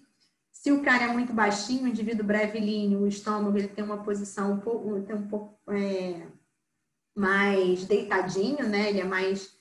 ele não é tão retilíneo como acontece no longilíneo, né? Então ele é mais deitado. E isso aqui, embora esteja nesse formato, né? Isso aqui é um estômago normal, é de um indivíduo muito alto, né? Pode ter gigantismo, eu não sei, mas que essa variação não interfere, é uma variação anatômica, porque não interfere na função do estômago, que é um grande misturador, né? E responsável pela digestão química do nosso alimento. Bom, eu não vou entrar nessa questão da vascularização ainda, porque a gente vai ter que ver isso depois com calma, tá? Aqui, no caso, a gente está vendo algumas doenças que podem afetar a mucosa gástrica. Né? Vocês estão vendo aqui a úlcera e a gastrite, né? São doenças que podem afetar. Isso aqui o antro. Lembra que eu falei para vocês que a porção pilórica, ela se subdividia em duas porções: o antro pilórico e o canal pilórico. Então, essa aqui, ó, é a porção final, lá do estômago, né? A gente está no antro pilórico. Aqui o antro, o esfíncter, né? O pilório está fechadinho, ó, enquanto que aqui ele está aberto. Isso aqui é uma morfologia normal aí dessa porção final do estômago, tá? Normalmente ele está sempre assim, sempre fechado.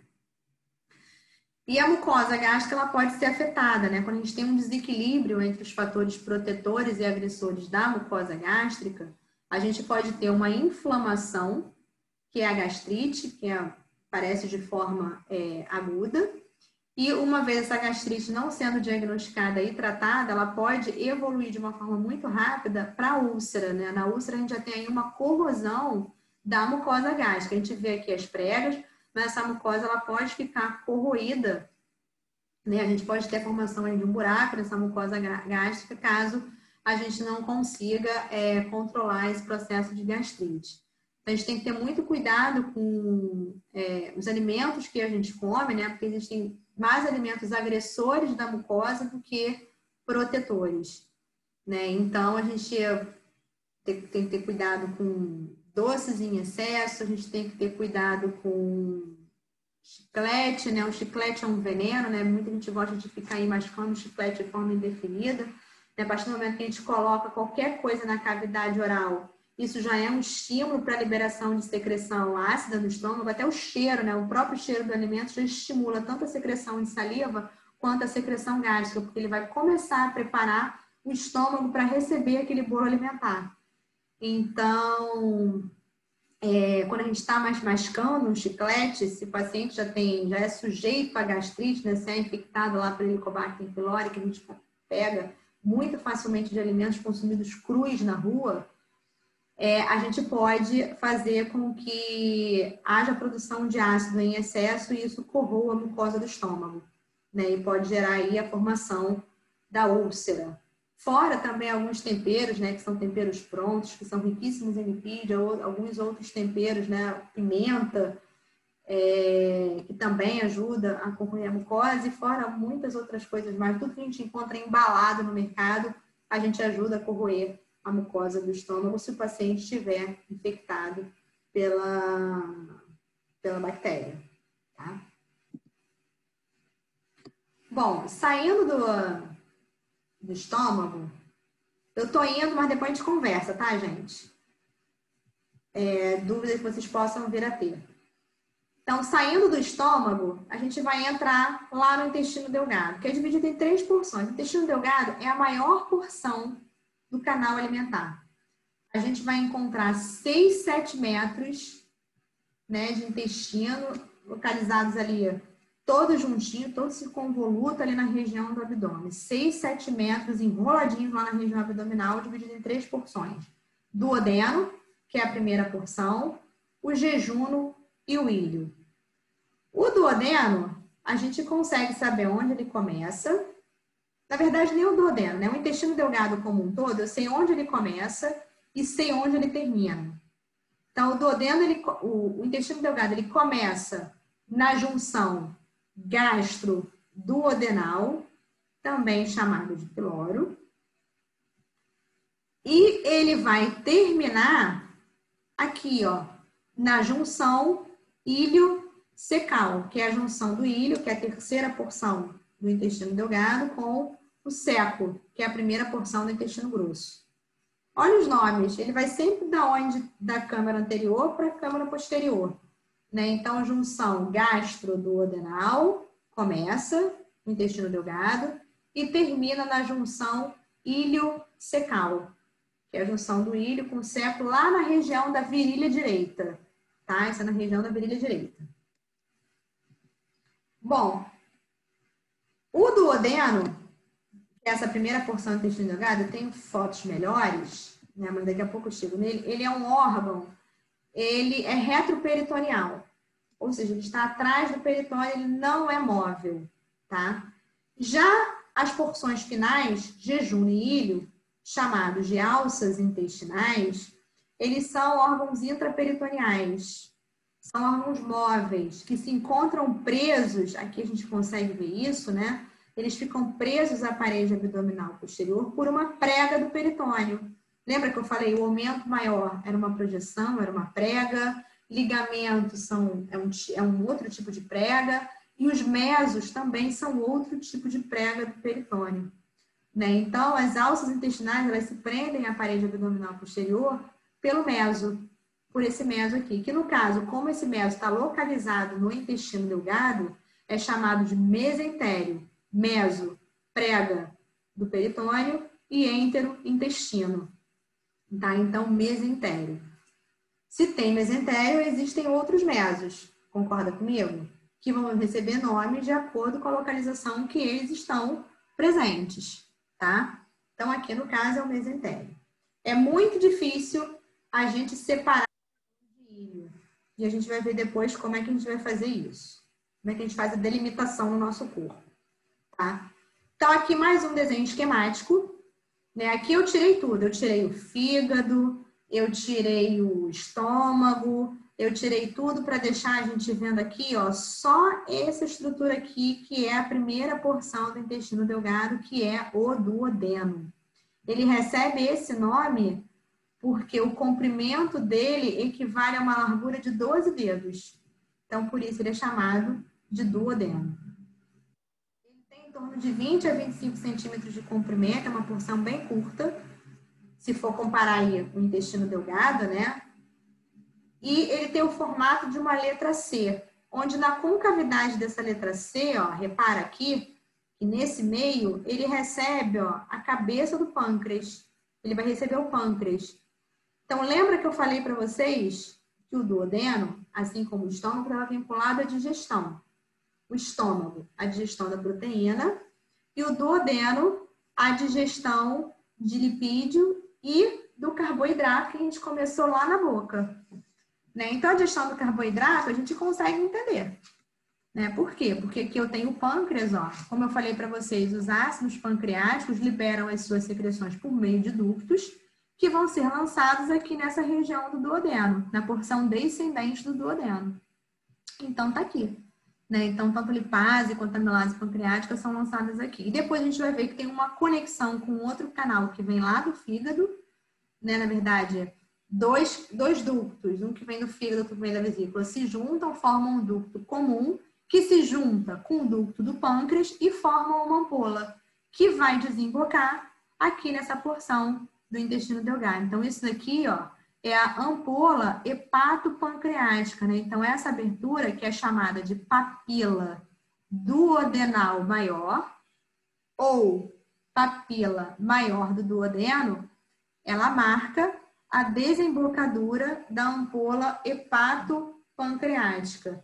Então, vai trazer tanto bile, hepato, que vem lá do fígado, quanto as secreções pancreáticas, que vem lá do pâncreas. Né? Então, aqui é a ampola hepatopancreática. Aqui a gente tem a união, né? Na verdade, essa ampola hepatopancreática é formada pela união do ducto colédoco com o ducto pancreático principal.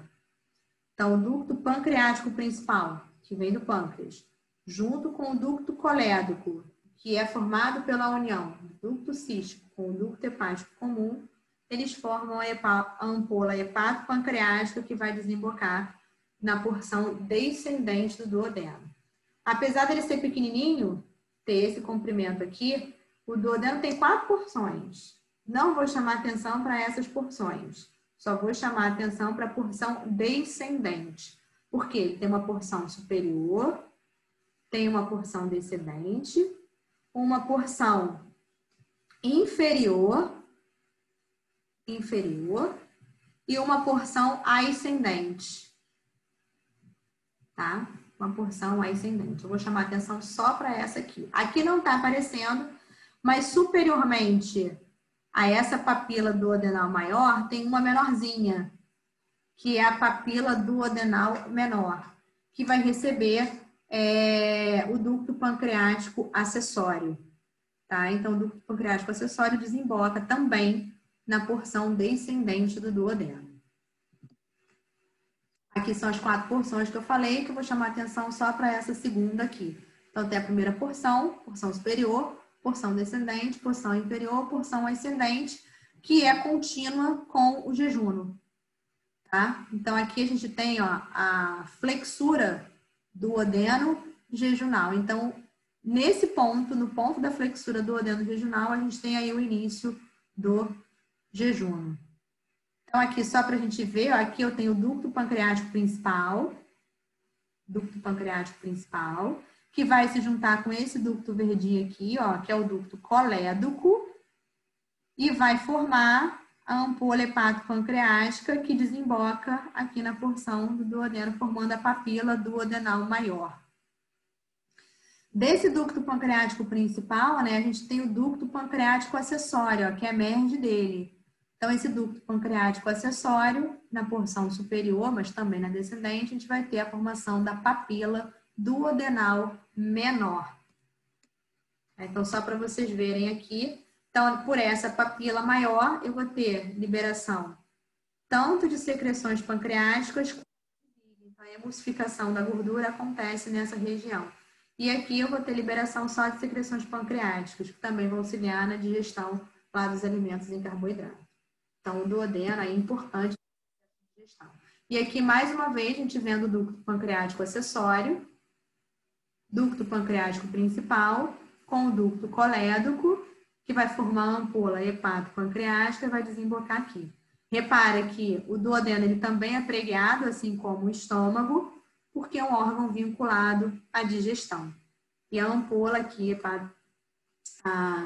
o bulbo duodenal, que é essa primeira porção aqui do duodeno, ele é liso. Né? E aqui a gente percebe o piloro mais uma vez. Tá? Também não vou chamar atenção para a vascularização, se a gente ver depois com calma. E continuando, né, para a gente falar das porções finais, então a gente viu que o jejum ele começa naquela flexura do duodeno jejunal. E ele vai terminar lá na junção ilho-secal. Só que distinguir jejum de ilho é quase impossível. Né? Jejum e ilho são chamados de alças intestinais porque eles são móveis, são presos pelo mesentério, a parede abdominal posterior. E se eu fosse dividir o meu abdômen em quadrantes, né, o que a literatura mostra pra gente é que o quadrante superior esquerdo do abdômen, que no quadrante superior esquerdo do abdômen, eu vou encontrar a maior parte de jejum. Enquanto que no quadrante inferior direito do abdômen, a maior parte que eu vou encontrar aqui é de ilho. Então, quadrante superior esquerdo eu encontro maior parte de jejum, enquanto que o quadrante inferior direito, maior parte de ilho. Lembra que o ilho desemboca no seco. Tá? Então, tá lá na região da virilha direita. Lá na região da virilha direita, eu vou ter aqui a desembocadura. Nessas outras duas porções, ou seja, na porção superior direita e na porção inferior esquerda, eu tenho uma mistura dos dois, de jejum e de ilho. Convencionou-se falar que os 2/5 proximais dessas alças intestinais é de jejum. Por isso que eu encontro a maior parte dele localizado aqui no quadrante superior esquerdo. Enquanto que os 3/5 distais eu vou encontrar basicamente de ilho. Por isso convencionou-se dizer que no quadrante inferior direito eu encontro a maior parte aqui da última porção. Tá? E os limites dele são de início e o final que a gente viu, mas que para a gente na prática identificar é muito complicado. Existem algumas características que diferenciam o jejum de ilho. Né? O ilho, o jejum ele é mais vascularizado do que o ilho, por isso que ele tem um vermelho um pouco mais forte. Ele é um pouco mais calibroso do que o ilho, coisa mínima, mas ele é um pouco mais espesso do que o ilho. Os vasos retos e as arcadas arteriais a gente consegue identificar muito bem pelo mesentério. Claro que nessa imagem a gente não consegue ver, mas na prática, a gente pegando essa peça, a gente consegue ver exatamente se é jejum ou se é ilho. Por quê? Porque as arcadas no jejum são longas. A gente tem slide para mostrar isso. E os vasos retos são longos também. Então, eu tenho poucas arcadas e longas e eu tenho vasos retos longos. Enquanto que no ilho, esses vasos retos, eles são curtos e eu tenho muitas alças, muitas arcadas arteriais, né, que a gente consegue perceber, como a gente vê aqui nessa imagem. Então, esse aqui eu estou exemplificando o jejum no ilho. Repara que o ilho é mais pálido, tem muitos nódulos linfóides presentes em sua parede, se a gente abrir, né, obviamente, diferente aqui do jejum. Né? Ele é mais vascularizado, tanto que ele é mais rosinha do que o outro. E isso aqui, ó, amarelo que vocês estão vendo, é o mesentério. Né? Isso aqui seria o jejum e aqui seria o ilho. Repara que eu tenho várias arcadas arteriais, ó. O ilho, essa é a característica típica do ilho, e vasos retos curtos. enquanto aqui eu tenho poucas arcadas, e olha o tamanho do vaso reto. Ele é bem longo. Então, se vocês perceberem, não existe anastomose, né, entre os vasos retos no nível do mesentério. Tá? Então, esses vasos retos, eles não se unem. Anastomose, vocês vão lembrar o que é, né? Não existe aqui no nível do mesentério, mas essas anastomoses acontecem ao nível aqui da víscera. Antes que vocês me perguntem, vasos retos, eles conectam, eles vão irrigar a parede, tanto do jejuno quanto do íleo. Então, a parede jejunal e a parede ileal, ela é irrigada por esses vasos retos. Então, essas anastomoses acontecem na própria víscera. Essas anastomoses podem acontecer lá no jejuno ou no íleo. O que faz com que, se houver a obstrução de uma arcada dentária, né? No caso aqui existem a anastomose entre várias arcadas, né? A obstrução de uma arcada faz com que o sangue seja desviado para irrigar a parede contralateral, então vai irrigar a própria parede que a arcada obstruída deixou de irrigar. Né? Então, isso pode acontecer ao nível das arcadas, mas não existe anastomose. Mas a obstrução de várias arcadas arteriais, isso pode levar à morte daquela determinada parede lá do intestino. Isso leva à necrose, né, de alguma parede lá do jejuno ou do íleo, e a cirurgia imediata. O paciente sente muita dor. Né? Vocês já devem ter ouvido falar de intestino alça virada. Né? Quando vira intestino, né, na verdade, a gente está deixando de irrigar, né, a obstrução de várias arcadas arteriais e, consequentemente, a falta de oxigenação, a falta de alimentação dessa parede aqui que irriga o jejuno e o íleo. Então, aqui, a gente tirou o aumento, a gente tirou tudo, né? Isso aqui a gente está vendo aqui, ó, isso aqui é o aumento menor, né, do estômago, tá bem aqui na curvatura menor do estômago, o aumento menor, que também é uma dobra de peritônio que está fazendo com que o fígado, né, essa região aqui visceral, né, a face visceral do fígado se ligue, que é a curvatura menor do estômago. E aqui a gente está vendo o mesentério. Na verdade, eu tirei jejuno e íleo para a gente conseguir ver aqui, ó, a parte do mesentério. Né? Eu tirei tudo, mas aqui eu deixei só para vocês verem a região final do íleo desembocando aqui no intestino grosso. Isso aqui, na verdade, é aquele revestimento que eu falei para vocês da parede interna do abdômen. E quando o íleo desemboca no seco, né, que a gente tem aqui essa desembocadura, que é a porção final do intestino delgado, quando ele desemboca no seco, ele forma aqui uma projeção, ó, que é o lábio iliocecal. Então, tudo aquilo que a gente não absorveu, o jejuno e íleo são vísceras destinadas à absorção de alimentos, tudo que a gente não absorveu no jejuno e no íleo, ela vai passar para o intestino grosso, por meio desse lábio iliocecal. Então, esse lábio, ele funciona igual o piloro. Ele permite a passagem daquilo que a gente não absorveu e a partir do momento que entra no seco, ele fecha para evitar o fluxo retrógrado. Né? Então, nunca as fezes vai passar. Aqui nem tem formação de fezes ainda, né? Mas nunca aquilo que chegou aqui retorna, porque isso aqui fecha. Tá? A gente tem aqui o fechamento, essa projeção do lábio iliocecal. E o seco é a primeira porção aqui do intestino grosso, junto com essa estruturazinha aqui, ó, que é o apêndice vermiforme. Tá? Novamente aqui a irrigação, vou pular, não vou falar disso agora. E a gente vai chegar lá no intestino grosso. Nossa, se for comparar o grosso com o delgado, já repara uma diferença de cara. Né? O intestino grosso, aqui, ó, em termos de tamanho, ele é bem menor que o intestino delgado. Né? Ou seja, enquanto eu tenho de intestino delgado 6, 7 metros de comprimento, de intestino grosso eu tenho aproximadamente 1,5 metro. E olha o nome dele, grosso e delgado. Porque um é grosso, o outro é delgado, né? O intestino grosso ele é bem mais espesso do que o intestino delgado. O intestino delgado é fininho, né? Enquanto que o intestino grosso ele tem uma espessura maior da sua parede. Apesar dele ser mais curto que o intestino delgado, ele tem mais porções, como a gente pode observar. Então, o intestino grosso, ele tem o seco junto com o apêndice vermiforme, colo ascendente, colo transverso, colo descendente, colo sigmoide, que parece uma letra S, o reto e o ânus. Né? Então, essas são as porções do intestino grosso.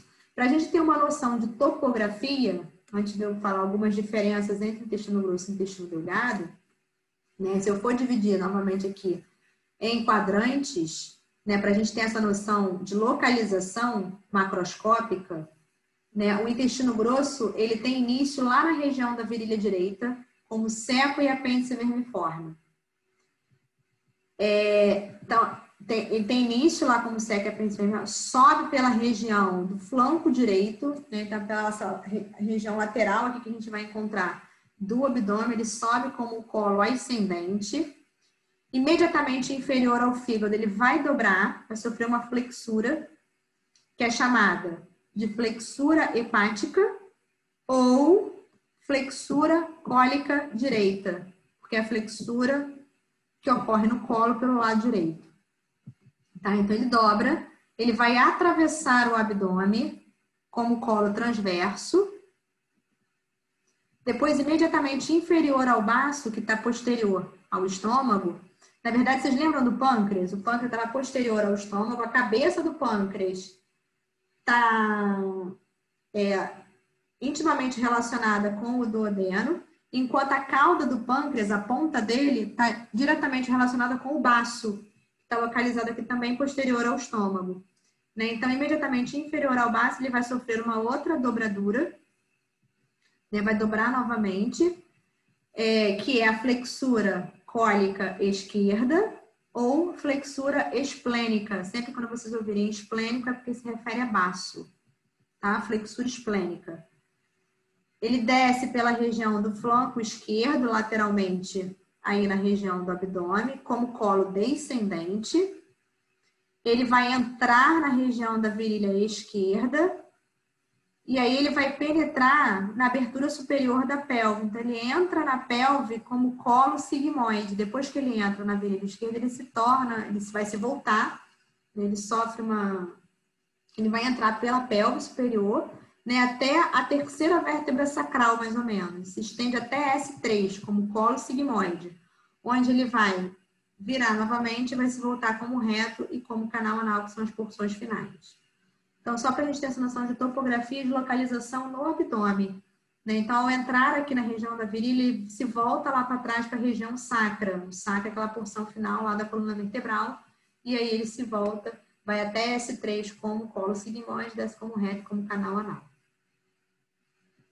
Tá? Se vocês perceberem, né, o seco, como eu falei, né? Na verdade, diferença entre intestino delgado e intestino grosso. Ele tem algumas características que diferem do intestino delgado. Duas eu já falei. Né? Ele é mais curto, né? Ele tem aproximadamente 1,5 m de comprimento e ele tem paredes mais espessas. E se vocês perceberem, a musculatura longitudinal da parede do colo, que é essa aqui, ó, ela se encontra condensada em 3 fitas, que são chamadas de tênia do colo, as tênias do colo. Né? E essas 3 fitas, elas se encontram contraídas, né? Que vai fazer com que essa contração, né, dá origem a essas austrações aqui, ó. Então, a contração das tênias origina os austros. Então, a musculatura longitudinal, diferentemente do intestino delgado, no grosso, a gente encontra uma condensação da sua musculatura longitudinal, que uma vez contraída, origina essas austrações aqui. Origina esses gominhos, né, bem característicos lá do intestino delgado. Se vocês perceberem, o apêndice vermiforme, ó, ele nasce do ponto de convergência dessas tênias. Então, aqui, o ponto de convergência das tênias, ó, eu encontro tênia no seco e ao longo de todo o colo. Então, seco, colo ascendente, colo transverso, colo descendente, colo sigmoide, todo ele vai apresentar essas tênias, tá? E o apêndice vermiforme, ele nasce aqui do ponto de convergência dessas tênias. Sendo que, de localização, né? Póstero medial ao seco. Ou seja, póstero medialmente, ou seja, atrás e voltado para o meio, né? Eu tenho a localização do apêndice vermiforme, que se encontra preso, ó, ao íleo por uma dobra de peritônio também. Meso, né? Por uma das dobras de peritônio, que é o meso, que é chamado de mesoapêndice, porque é o apêndice que forma o apêndice vermiforme, está ligando aqui o apêndice vermiforme ao íleo, que é a porção final do intestino delgado. Então, por isso que em casos de apendicite, né, o apêndice, ele é um tubo oco de fundo cego, ó, tem muitos nódulos linfóides aqui dentro, mas que por conta desse meso aqui, ele assume várias localizações. E tem uma localização que é a subsecal, que é assim, ó, ele é quase retilíneo ao seco, e que facilita muito, né, com que haja, por exemplo, o refluxo de algum fecalito, né, uma mini fezes, pode migrar para esse apêndice, ele pode inflamar. E aí, se ele inflama de tal maneira que o paciente não consegue ser socorrido de forma imediata, né, e ele estoure, né, se ele estourar, o que pode acontecer? Como eu tenho aqui o peritônio, já ouviram falar que a apendicite pode dar peritonite, né? Então, isso aqui, como sendo uma dobra de peritônio, essa bactéria ela pode migrar para o peritônio e levar a peritonite. O peritônio recobre toda a cavidade abdominal e toda a cavidade pélvica. Então, isso pode levar o paciente a óbito, né? Porque ele pode ter uma infecção generalizada por conta do rompimento aqui do apêndice vermiforme, rompimento desse apêndice. Claro que algumas posições do apêndice limitam a ocorrência de apendicite. Senão todo mundo teria apendicite na vida, né? A gente vai ver daqui a pouquinho a posição dele, né? Como é que ele pode variar. Nem todo mundo tem apendicite, porque se a gente tiver o apêndice nesse formato aqui ideal, na posição anatômica ideal, dificilmente vai acontecer a obstrução aqui do apêndice por um fecalito, por fezes, né? E outra característica também que difere o delgado do grosso é que o intestino grosso, nos colos, colo ascendente, colo transverso, colo descendente, colo sigmoide, é a presença dessas gotículas aqui, ó, que são chamados apêndices epiploicos ou apêndices omentais, que são pequenos glóbulos, que são pequenas massas de gordura revestidas de peritônio. Então, isso é bastante característico do intestino grosso, né? A presença desses apêndices epiploicos, massas de gordura revestidas por peritônio. Tá? Então, uma outra característica que difere aí o intestino grosso do intestino delgado. Só para chamar a atenção de vocês, ó, eu sei que aqui eu tô em íleo, olha aqui, ó, os arcos arteriais curtos,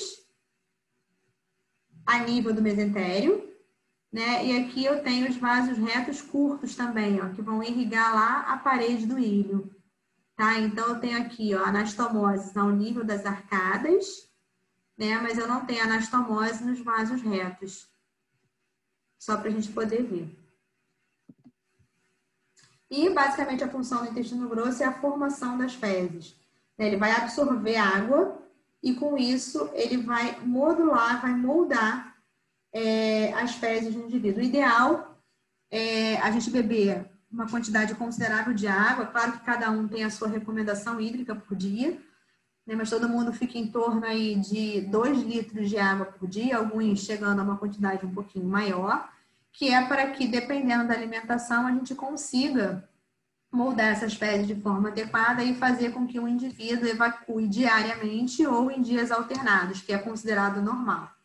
Quando o paciente leva 2 ou mais dias sem evacuar, a gente já entra aí num caso de constipação, né? Já pode falar prisão de ventre, né? Que é, o nome é corriqueiro e o nome ideal para a gente falar, né? O nome clínico seria constipação intestinal, que é o nome da prisão de ventre.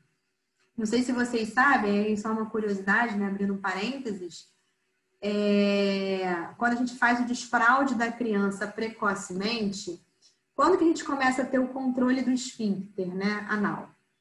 A criança consegue controlar o ato de defecar por volta aí dos 2 anos de idade. Não menos do que isso, né? 1 ano e 8 meses, 2 anos, é quando ela consegue controlar o ato de defecar. E aí tem mamães que, por serem muito ansiosas, querem desfraldar logo a criança antes do tempo.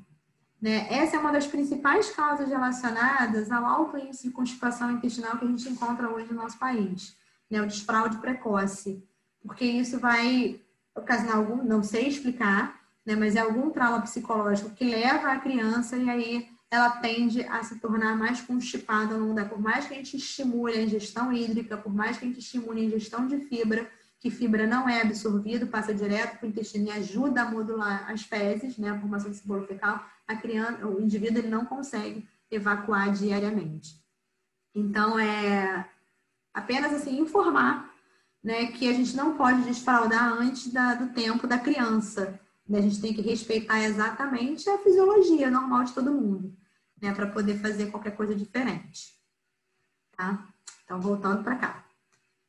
Então, aqui só para a gente ver, né, novamente aqui, ó, o apêndice preso aqui pelo mesoapêndice ao ilho, né, de localização póstero-medial, esse apêndice vermiforme. Como eu falei, por conta daquele meso, ele é intraperitoneal, ele é móvel, né, tudo que leva meso é móvel, consegue se mover. Então, se ele consegue se mover, ele consegue atingir várias posições, né? Repara que a posição 2, que é a posição subsecal, é a mais favorável à deposição de alguma coisa se sair daqui do intestino grosso, né? Já que ele é um saco de fundo cego. Ele tem basicamente o diâmetro de um dedo mínimo, ele é bem fininho. Né? Então, isso aqui, nessa posição subsecal, seria uma posição mais favorável para poder acumular algum resto de fezes aí e ser suficiente para poder infeccionar. Essa posição pélvica, que é a posição póstero-medial, é a posição anatômica padrão, né? Essa seria a posição ideal se todos tivessem, mas as outras são variações anatômicas que podem acontecer. Claro que as posições 1, 3 e 4 são as mais impossíveis do apêndice romper. As mais impossíveis a gente ter deposição de fezes nessas estruturas, porque dificilmente a gente vai fazer uma curva para essas fezes se acumularem aqui. Né? Mas isso acontece em alguns indivíduos, né? São todas variações anatômicas, acontece porque o apêndice é uma estrutura móvel. A gente viu lá que a gente tem o mesoapêndice ligando ao ilho. Aqui é só para vocês virem por ultrassonografia, né? A gente tem aqui um apêndice obstruído, né? A gente tem aqui ou por fecalito, né? Fezes pequenas ou aumento de nódulos linfóides, e aí o que acontece quando o indivíduo tem apendicite? Ele tem uma dor muito forte, não é nem muito forte, ela começa com uma dor leve, localizada na região da virilha direita. Então, sempre que vocês sentirem alguém com uma dor pela virilha direita, já começa a atentar se tiver apêndice. Né? Então, a dor começa leve, depois essa dor ela vai intensificando, fica similar a uma cólica, né? Vai irradiando, né? Depois de 6, 10 horas, assim, ela começa a irradiar para a fossa ilíaca direita, né? O paciente começa a sentir uma dor que depois, uma dor difusa, que não sabe identificar de onde está vindo, né? Essa dor, e aí o ideal é correr para fazer exame, para ver se os glóbulos brancos lá eles estão aumentados, porque isso indica infecção, né? E o tratamento é a apendectomia. Então, quanto mais rápido você procurar um serviço de saúde, maior vai ser a sua sobrevida, porque ele pode romper. Então, se ele romper, como eu falei, ele pode atingir o mesentério, né, o mesoapêndice, e ele pode cair direto no peritônio, gerar peritonite e levar à morte do paciente, dependendo do grau de obstrução e do grau que for atingido lá da parede abdominal. Então, nunca sei falar se é emergência ou se é urgência, mas eu acho que é urgência, né, porque tem que ser imediato, né, de tratar. Então, sentiu dor na virilha direita? Atenta. Fique atento se tiver o apêndice. e dependendo da evolução, ela é muito confundida nessa dor. A dor do apêndice, ela pode ser confundida com gases. Né? O médico pode diagnosticar, são gases. E aí vai passar um remedinho para gás, a pessoa não vai melhorar, volta novamente para o serviço de saúde, que é para fazer a cirurgia o mais rápido possível. Tá? Bom, aqui é só para vocês verem, né, que o colo, né, tanto o colo ascendente quanto o colo descendente, eles são estruturas fixas, tá? Eles são órgãos retroperitoneais, eles não se movem, assim como o seco, tá? Eles não vão se mover. Já o colo transverso e o colo sigmoide, que é o que penetra lá pela abertura superior da pelve, eles apresentam meso. Então, existe o mesocolo transverso, que fixa o colo transverso, a parede abdominal posterior, e o mesocolo sigmoide, que vai fixar lá a parede da pelve. Então, isso faz com que as estruturas sejam móveis, tá? Elas são estruturas maleáveis aí, que são móveis no trato, quase no final do canal alimentar. Tá, então, aqui só para a gente ver, ó, o colo descendente, então lá na altura da virilha esquerda, esse colo descendente, ele se continua como colo sigmoide, se estende lá a terceira vértebra sacral, e depois ele se volta como reto e como canal anal, sendo a abertura aqui distal lá do canal alimentar localizada. Né, aqui é só para a gente ver, né? Isso aqui é um corte sagital para mostrar a região pélvica da mulher, para mostrar a região pélvica do homem, também ambos em corte sagital. E mostrar a relação do reto com algumas vísceras que a gente encontra na mulher e no homem. Né? Toda a gente sabe aqui, ó, na mulher é muito comum no parto natural, algumas mulheres, evacuar durante o parto, da força que faz. Né? Por que isso acontece? Olha a relação direta que a gente tem entre o reto e a vagina da mulher. Né? Então, aqui a gente tem o canal do parto. Né? A gente tem aqui o útero junto com o canal vaginal, nessa cavidade intrauterina aqui junto com o canal vaginal, eles formam juntos o canal do parto, e aí o bebê passa por aqui, no momento que ele está passando, automaticamente você contrai o reto, isso aí pode facilitar, né? Você perde também o controle do esfíncter anal e algumas mulheres acabam que evacuam durante o parto natural. É horrível, é péssimo, mas é completamente fisiológico isso acontecer por conta dessa relação anatômica que tem aqui. E no homem, a gente tem uma relação muito importante entre o reto e a bexiga e a próstata do homem, ó. Por isso que quando o médico ele quer saber se a próstata do homem está aumentada, ele faz o toque retal. Então, o toque retal é para saber, né, se nesse toque ele consegue palpar aqui a próstata. Né? É normal para poder saber se isso acontece por causa da íntima relação que a gente encontra aqui entre a próstata e o reto. Outro ponto também legal na mulher para a gente visualizar é que isso aqui seria a genitália externa da mulher, né? Lembrando que vagina não é isso aqui, tá? A vagina é esse órgão interno aqui, muscular, é um órgão interno, não é externo na mulher. Isso aqui é o órgão externo, né? Que a gente depois vê quem é que faz parte dele. Mas só para a gente ver a proximidade que existe entre o ósseo vaginal, né, que é esse aqui que desemboca direto nessa região externa da mulher, e o ânus aqui, né, o canal aqui anal. Né? Então, a gente tem uma proximidade muito grande aqui. Então, a gente tem que ter cuidado na hora da higienização. Então, quando estiver ensinando uma criança, até mesmo, né, a gente nunca fazer a higienização de trás para frente, porque isso pode trazer bactéria e pode acabar infeccionando. Né, levando a uma infecção urinária. Aqui, ó, isso aqui é a uretra feminina, que também está desembocando lá nessa porção genital externa da mulher. Né? Então, se eu trago aqui alguma bactéria, eu posso levar aqui a uma infecção urinária na mulher. É muito comum, muito mais comum na mulher do que no homem. Né? Repara a distância que a gente tem aqui, ó, do homem, da uretra masculina para a região anal, para a abertura anal, enquanto na mulher essa comunicação é muito mais próxima, né, que a gente tem entre o ânus e a uretra e a vagina. Tá? Aqui, novamente, uma vascularização, que eu não vou chamar atenção. Também não. Não.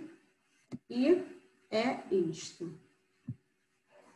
Agora vocês fiquem à vontade para me perguntar, né, sobre o que a gente acabou de falar, dúvida, que eu sei que teve dúvida aí durante a aula. Deixa eu abrir aqui o chat, ver se tem alguma coisa. Ah, não, teve não. Teve não. Dúvidas? O que é refluxo? Como isso funciona no sistema digestório? O refluxo, a gente tem dois tipos de refluxo, né, que a gente encontra no nosso corpo. A gente tem o refluxo fisiológico e o refluxo patológico. Refluxo fisiológico, eu vou ter falado, porque eu disse que eu ia comentar e nem comentei da questão da amamentação do bebê, da posição do bebê na hora de amamentar. Vocês vão lembrar lá do cárdia, é a primeira porção do estômago, que equivale à junção esôfago-gástrica. Então, aquele cárdia ali, né, quando a gente é bebê, né, até os 6 meses de vida, a gente tem um pouco de dificuldade para controlar aquele esfíncter, que também não deixa de ser igual ao prioro. Tá? A gente tem um esfíncter ali que abre para a passagem do bolo alimentar. No início da vida, até os 6 meses de vida, a gente não tem o controle daquele esfíncter. Então, acaba que pode refluir. Então, o conteúdo que está no estômago, ele pode passar para o esôfago. Isso acontece no bebê, é um refluxo fisiológico que eu estou falando. Isso acontece até mais ou menos os 6 meses de vida.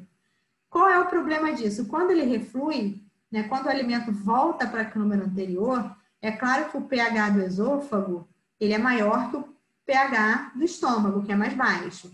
Então, quando você reflui, isso pode fazer com que haja a presença de um alimento mais ácido na estrutura que não vai comportar aquela acidez. Então, isso pode levar a uma esofagite no bebezinho. Né? Que medida que a gente vai? É claro que isso pode acontecer porque é um refluxo fisiológico. Então, o ideal é manter ele o mais em pezinho possível na hora de mamar, não manter ele muito deitado, porque isso pode facilitar o refluxo, porque ele não tem, o esfíncter ele não fecha completamente.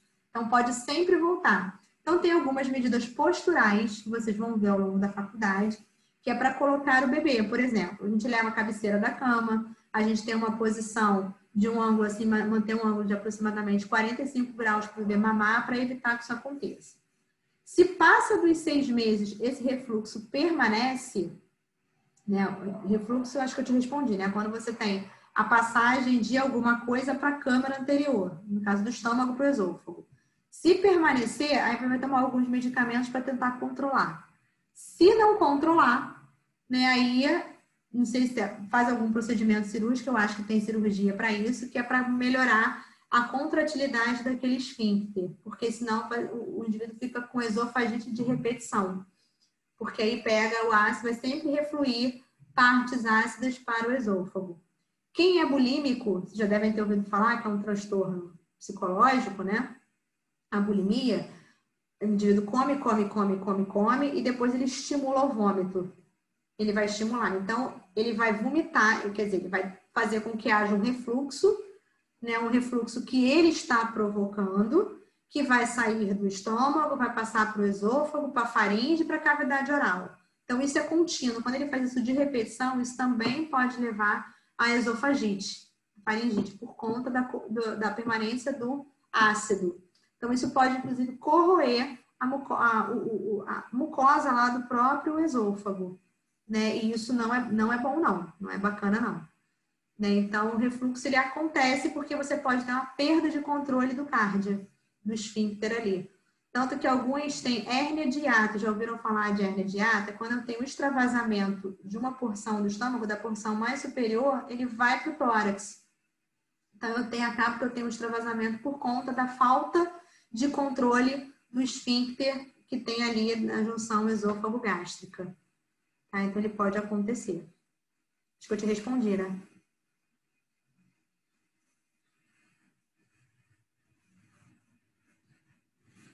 Você poderia passar, como é que é, professora, quando acontece a atresia no esôfago, a criança já é assim que nasce, é imediata, nas primeiras horas.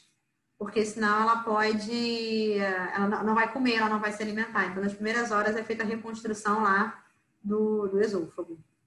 Por isso que eu estou falando que agora com esses avanços que tem de ultrassonografia, isso já deve ser detectado ainda intraútero. Exercício sistema respiratório digestório, sim, posso passar.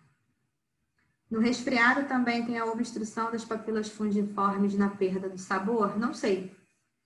Porque no resfriado, quando a gente tem a infecção, né, bacteriana ou viral, né, a gente acaba que tem a perda de olfato e perda de paladar, né? Perda do olfato, porque a gente tem ali uma obstrução muito grande da cavidade nasal por conta do aumento da atividade secretória. Agora, na papila, eu não sei por que a gente perde o gosto dos alimentos, não sei. E por que ocorre, né? Não sei. Não sei te responder, mas posso procurar, Yasmin. Boa pergunta. Faço a menor ideia.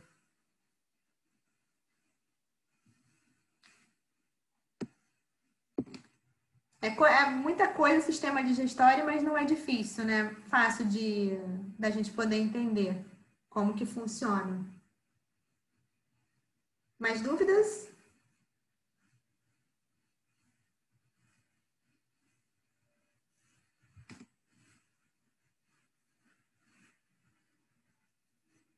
Vocês querem exercício de respiratório e digestório? Que eu monto durante a semana e mando.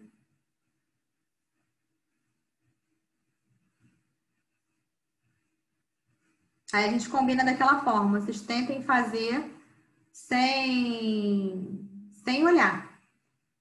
Para ver o que conseguiu fixar da aula. Tá?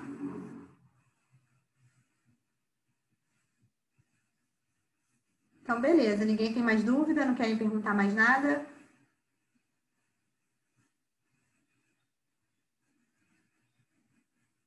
Então, tá bem. Na quinta-feira, o vegetariano. O vegetariano, por conta de não consumir a carne que possui o zinco, eu acho que não, sabe por quê? O vegetariano normalmente ele suplementa. Né? Quem é vegetariano, quem faz cirurgia bariátrica, né, que tem uma perda grande aí da digestão, principalmente de proteína, já recebe quase, depois que começa, a gente tem uma dificuldade maior, né, de absorver esses nutrientes, mas existe a suplementação. Então, eles recebem suplementação e que dificilmente isso vai acontecer. O zinco é um dos alimentos que atrofiam essas papilas. Eu não sei se existem outros micronutrientes. Mas isso não acontece neles não, porque eles fazem suplementação. É muito normal isso acontecer. Eles estão lascadinhos. Quem não suplementa, né? O ideal é suplementar. Tá?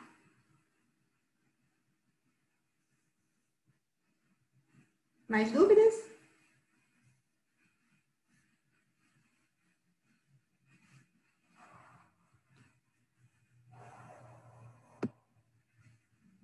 Ok, então.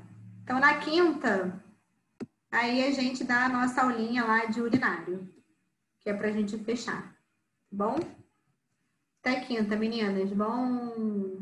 Bom término aí de segunda-feira. Vou pra minha maratona agora de reunião. Ninguém merece.